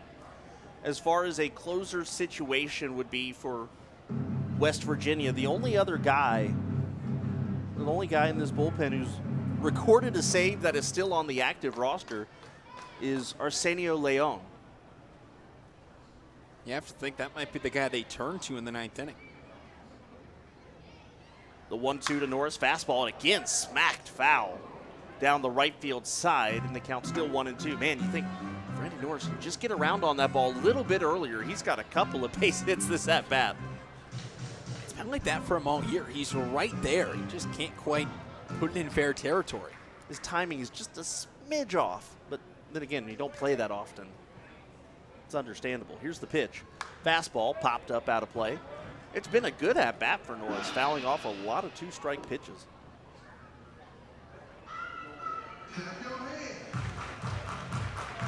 Last home game of this weekend series.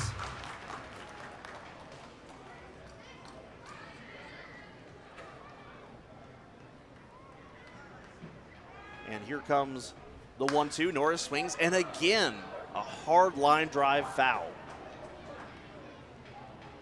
This is the Rockers' 24th game at home, which means they will play at home 36 times in the second half. Swing and a miss, strike 3. Norris chasing down, and that's out number 1 here in the 8th inning. It's the top of the order now, batting Johnny Field. Just getting the announced at 10 today, 16:50 on a beautiful Sunday afternoon. A lot of smiling faces in the crowd as always. Just a good way to end the weekend. Brings up Johnny Field, who was 3 for 4 today, struck out in his most recent at-bat, but 3 singles and 2 runs scored for Field today.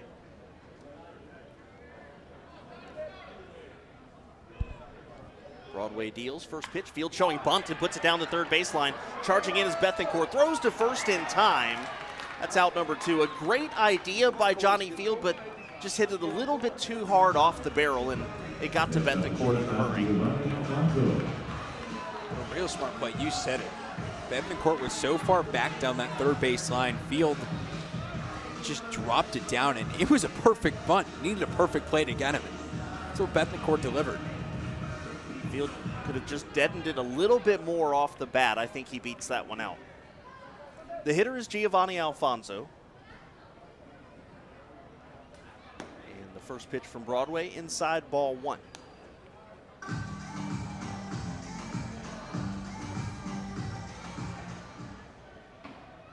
We're in the bottom of the 8th inning. High Point trails by 1.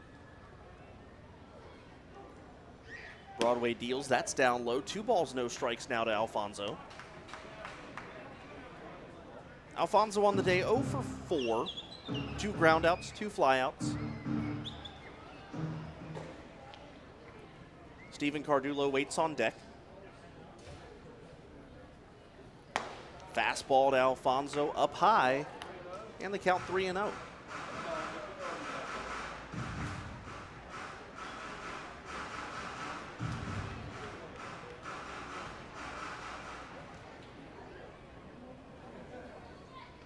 Broadway's way behind. Now deals inside, ball 4. And the 8th inning continues for High Point.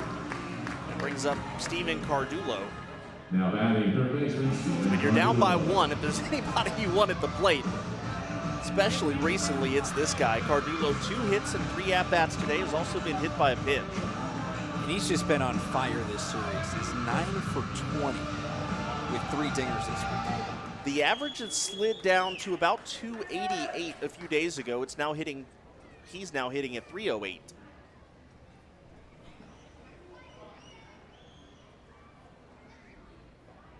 And the first pitch from Broadway, fastball, and a big rip from Cardulo, fouls it off of the screen, and it slides down harmlessly into the West Virginia dugout. Count 0-1.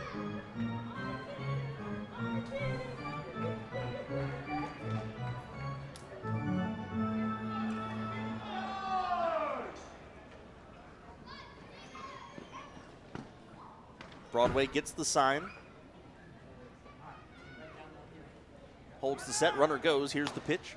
Curveball, that's a strike, and Alfonso's safe down at second base without a throw, and for Alfonso, now 5 for 5 in stolen bases. Rockers, that's yet another one today, and in this entire series. That is their 10th of the series. They are 10 for 11 this weekend in stolen bases. 4 today. The most the Rockers have stolen in a game this year is 5. It's Gonzalez going out to talk to Broadway.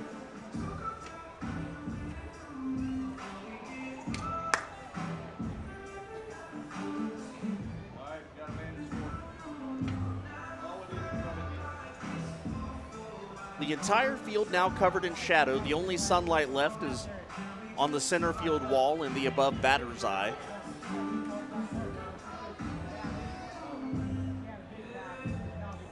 As Cardulo adjusts the batting gloves and now steps back into that right-handed box. The count, no balls and 2 strikes, with the tying run standing at second. Broadway deals, and Cardulo pops it up out of play, and the count stays 0-2.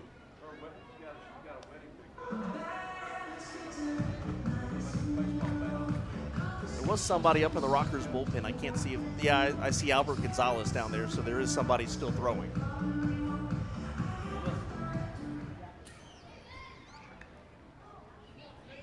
That is Brian Cork out there. Broadway comes set. Here comes the 0-2 to Cardulo. Slings fastball just outside. The power thought it was strike 3, but it's now a ball and 2 strikes. Alfonso, the tying run, stands at second.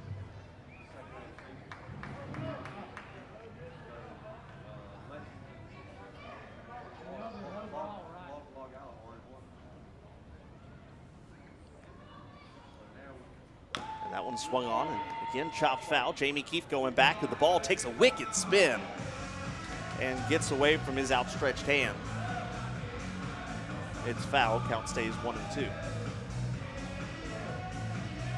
Well, you could tell Jamie had a good read of that one off the bat, and it looked like he was going to be setting himself in position to make the play, but baseball had some English off the bat of Cardulo.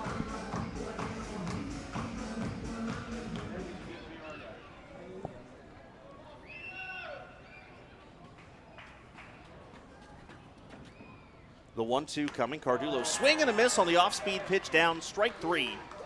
And the Rockers strand Alfonso at second. We go to the top of the 9th inning, and the West Virginia Power lead the Rockers by a score of 7-6. The Rockers Baseball Network, driven by Van York Auto. Piedmont School and Westchester Country Day School offer students the opportunity to grow, learn, in a fun, competitive environment. For more information, visit each school's website and get your child started on the path to success today.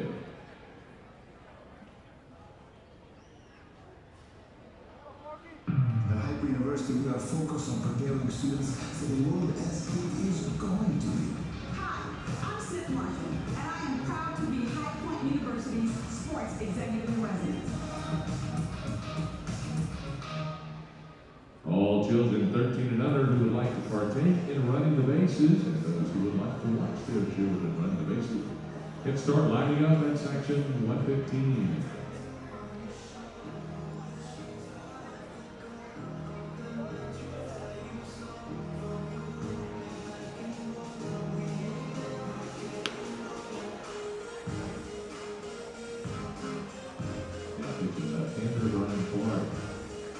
This call to bullpens, designed to keep wireless, working hard to keep you connected and safe in your printed service today.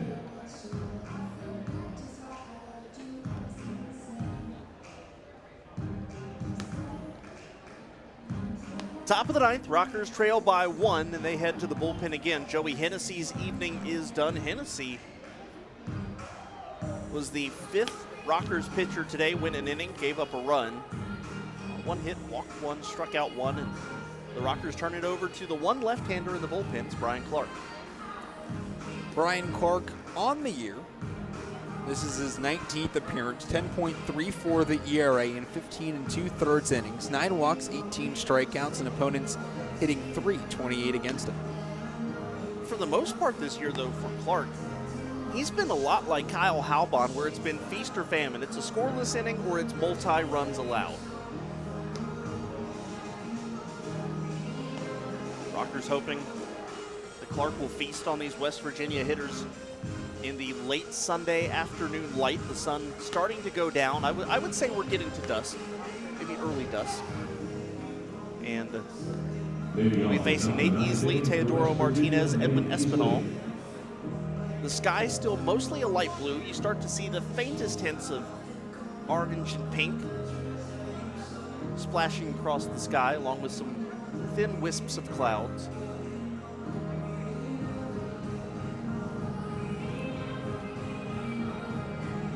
Light breeze out to left field, and I mean very light. Here's Nate Easley, who is 0 for 3 today with a walk. Shows bunt, pulls back, and it's a called strike.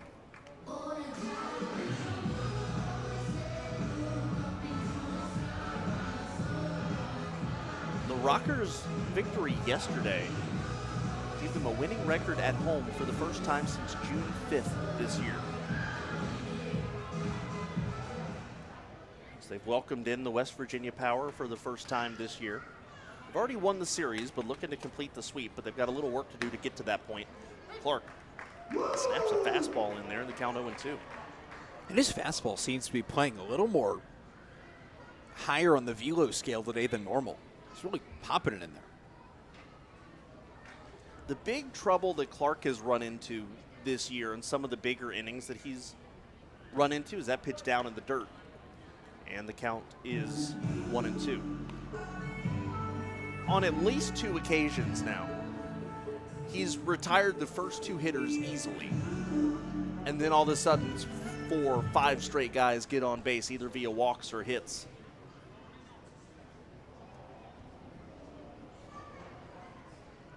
The 1-2 to Easley. Swing and a miss, strike 3 on the high fastball.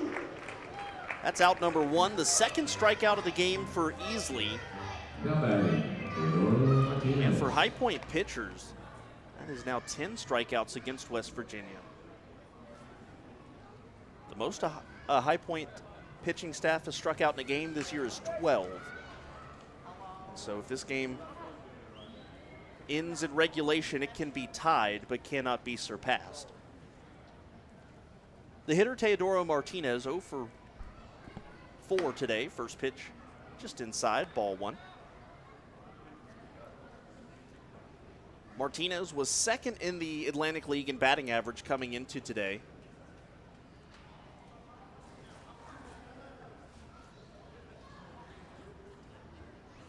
Fastball, that one just about clipped him, as Martinez has to awkwardly jump and leap out of the way. Count 2-0.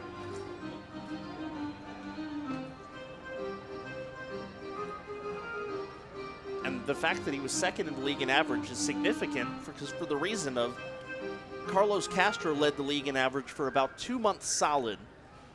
Then Teodoro Martinez led for a day, and then Carlos Castro got it back Friday. That pitch up and away, and the count now 3-0 to Martinez. Well, hopefully he enjoyed that 24-hour period.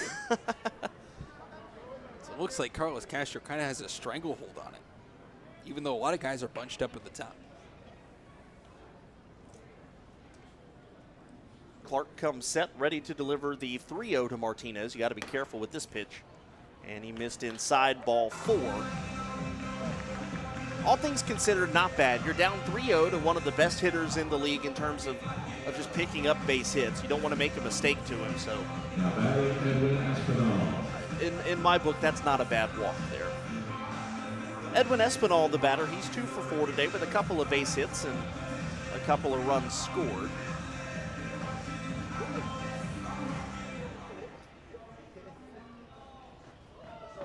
Martinez takes his lead off of first.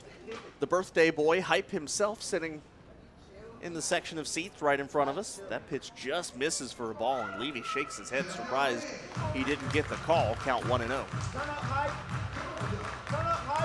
It's been fun for Hype's birthday today. Had plenty of friends here, mascots from around the North Carolina landscape, the local Piedmont mascots.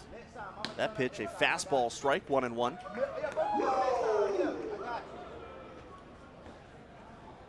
Some Disney princesses were here. I was waiting for a big birthday cake. There was never a birthday cake. I think it's a little hard for Hype to eat a birthday cake. You can't have a birthday without birthday cake, though. The 1-1 hit on the ground to Alfonso. Could be 2. Flips to DeSarcina for 1. The relay to first in time. A 6-4-3 double play. And we go to the bottom of the ninth. The Rockers are 0-19 when trailing going into the bottom of the ninth inning. Does that change today? We'll find out in just a moment on the Rockers Baseball Network, driven by Van York Auto.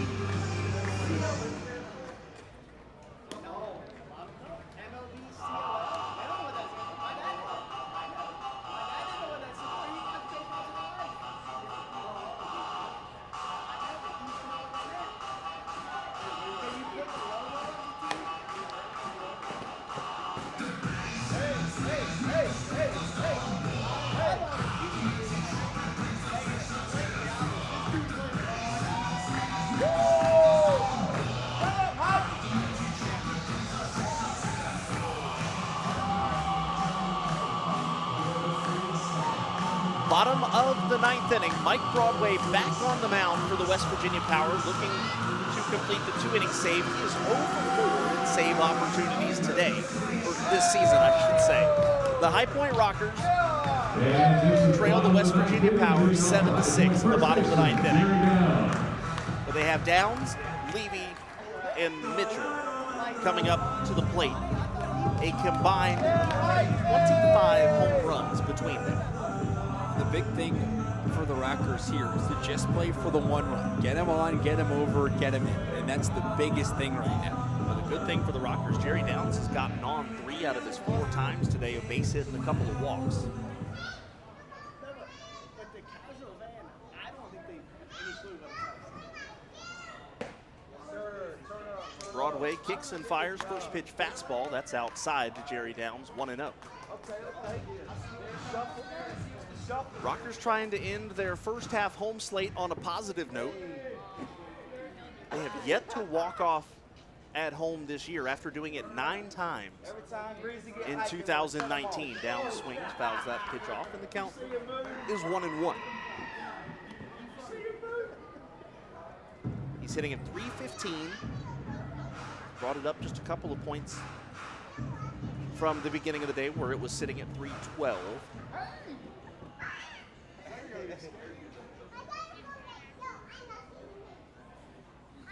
And Broadway deals the 1-1. Fastball swung on, hit on the ground towards second, easily picks it up, throws on to first, and there's one away here in the 9th inning. Brings up Stuart Levy, who is 2 for 2 today and has reached base 8 consecutive plate appearances going back to yesterday's game. Jared Mitchell waits on deck, and James McOwen would follow him.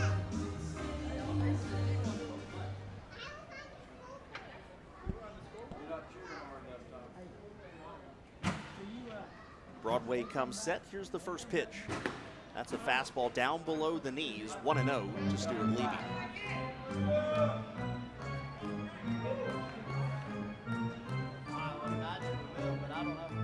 Levy's bat has been heating up recently, the average all the way up to 268. Here comes the 1-0.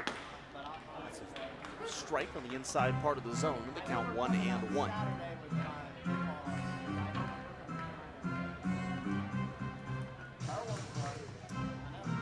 No more sunlight to be seen here at Truist Point, although it is not yet dark. The 1-1, off speed, swung on, hit into right field, base hit. Make that 9 consecutive plate appearances in which Stuart Levy has reached base. When you're hot, you're hot. I thought the double streak was crazy, which he hit 6 consecutive hits were doubles. This might be more impressive. Brings up Jared Mitchell. Mitchell today 0 for 3 with a walk. Leads the team with 11 home runs and has 43 runs batted in. All he ever talks about is how your son got drafted, ahead of Mike. Broadway comes set, first pitch coming to Mitchell. Big swing, that was the home run swing. He fouled it off, and the count is 0-1. Feels like it's just time for the Rockers. They're due for a big 9th inning. They haven't got it done all year long. You mentioned at the top of the inning, 0-19 when trailing after 8. It just feels like they're due. Things have been going so well for them recently. This is like the one missing piece. 0-1. Outside, count 1-1. And it doesn't even have to be a walk-off home run, just even a bloop single or something to bring in the winning run.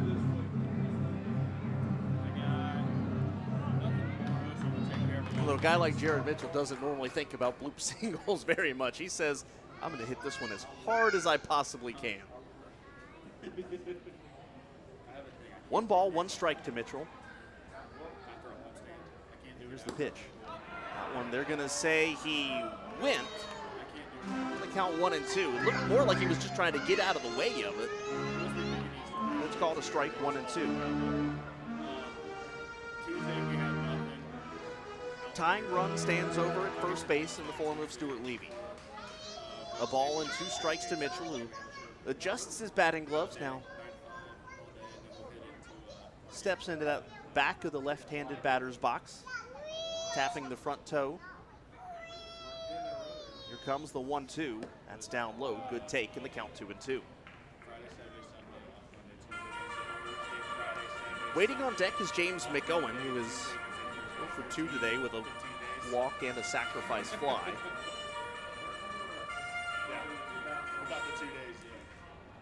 The West Virginia defense looking for the double play ball to end the ball game. 2 balls, 2 strikes coming. And that's down again in the count full to Mitchell. Obviously, if you're Mitchell, you want to swing the bat, but a walk's not the end of the world either. All of a sudden, you put the winning run on base. And it makes James McOwen's job that much easier.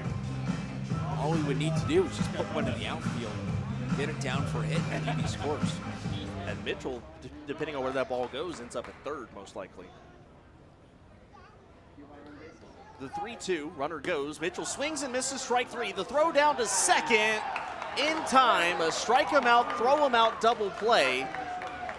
And the Rockers now 0-20 when trailing after 8 innings. Final score, the West Virginia Power 7 and the High Point Rockers 6. We'll be right back with the Rickster's Grill postgame show on the Rockers Baseball Network, driven by Vanderbilt Auto.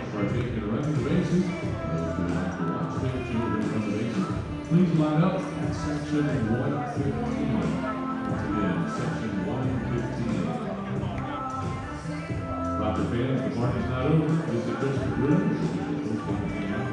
Rockers. Visit them tonight at 3815 Eagle Drive. Don't miss our spectacular fireworks show Friday, August 6th after the Rockers take on the ball back in York. Forest Baptist Health will be presenting sports all over. I didn't have to bother you tonight. So Saturday, August 7th will be Military Appreciation Day.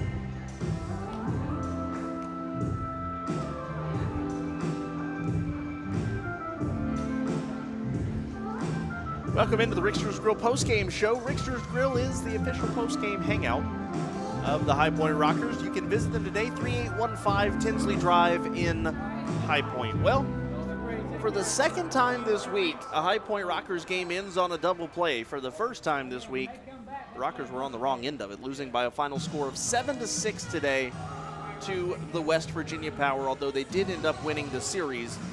But the loss today ends their week at 3 wins and 3 losses. Kendrick Cruz, Javik Blake here with you as we wrap up this week and this evening at Truist Point. And, you know, the first thing that I think of today is, again, opportunities. The Rockers had lots of guys on the base paths today, and although they were able to score 6 runs, they went 2 for 10 with runners in scoring position. I mean, that's the big thing. There were some missed opportunities on the base pass. They left the bases loaded twice, once in the 5th, once in the 7th inning. That's kind of what you can look to, but more than anything else, the pitching was good. The offense that had been so good the last couple of days, just not everything was clicking right, and that's what puts the loss up on the scoreboard. But you know what? It's still a promising thing when you can say the offense wasn't clicking right and they still scored 6 runs. That's not a bad total by any stretch, but High Point got on the board first in the first inning. An RBI double by Steven Cardulo brought home Johnny Field, made it a 1-0 game, but a solo home run by Reimer Liriano in the second tied the game up for the Power. They would take the lead in the 3rd inning, another solo home run, this one off the bat of Dominic Bethencourt, a 2-1 lead then for West Virginia.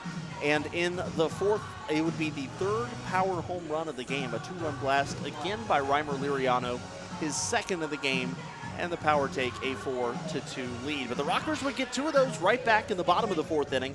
Jerry Downs walks, Stuart Levy doubles, and a run comes in on a Jared Mitchell groundout. Levy would come in to score on James McGowan's sacrifice fly. That makes the West Virginia lead 4-3. Bottom of the 5th inning, the Rockers will grab the lead again, coming on a wild pitch. Johnny Field came in and scored, and then Jared Mitchell, a bases-loaded walk that brought in Steven Cardulo, and the Rockers then lead 5-4. But then again, the top of the 6th inning, West Virginia grabs the lead right back. Edwin Espinal with a base hit to lead off the inning. Reimer Liriano hit by a pitch, and a little while later, Yovan Gonzalez, a bases-loaded walk, brings in 1 run, and then Connor Myers, 2 batters later, another bases-loaded walk, and the Power take a 5-4, check that, a 6-5 lead. Rockers would tie it again in the 7th inning, though. Steven Cardulo is hit by a pitch and ultimately comes around. He scores on the base hit from Stuart Levy and ties the game at 6. But in the 8th inning, the Power would score what would ultimately be the go-ahead run. Yovan Gonzalez again walks, goes to second on a wild pitch, and comes in to score on Dominic Bethencourt's double. The Rockers have an opportunity in the bottom of the 9th inning when Stuart Levy gets aboard on a base hit.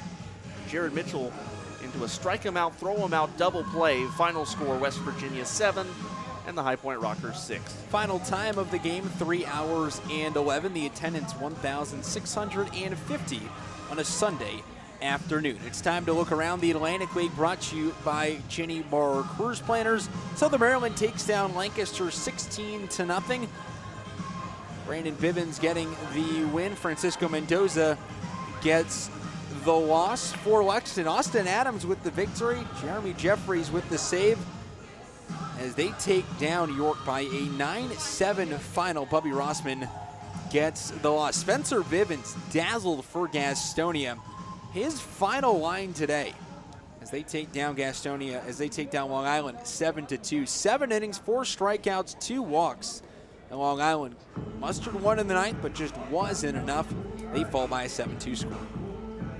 The winning pitcher tonight is Max Tannenbaum, goes to 2-0. Joey Hennessy takes the loss, falls to 0-1. And Mike Broadway, with his first save of the year, he is now 1 for 5 in save opportunities.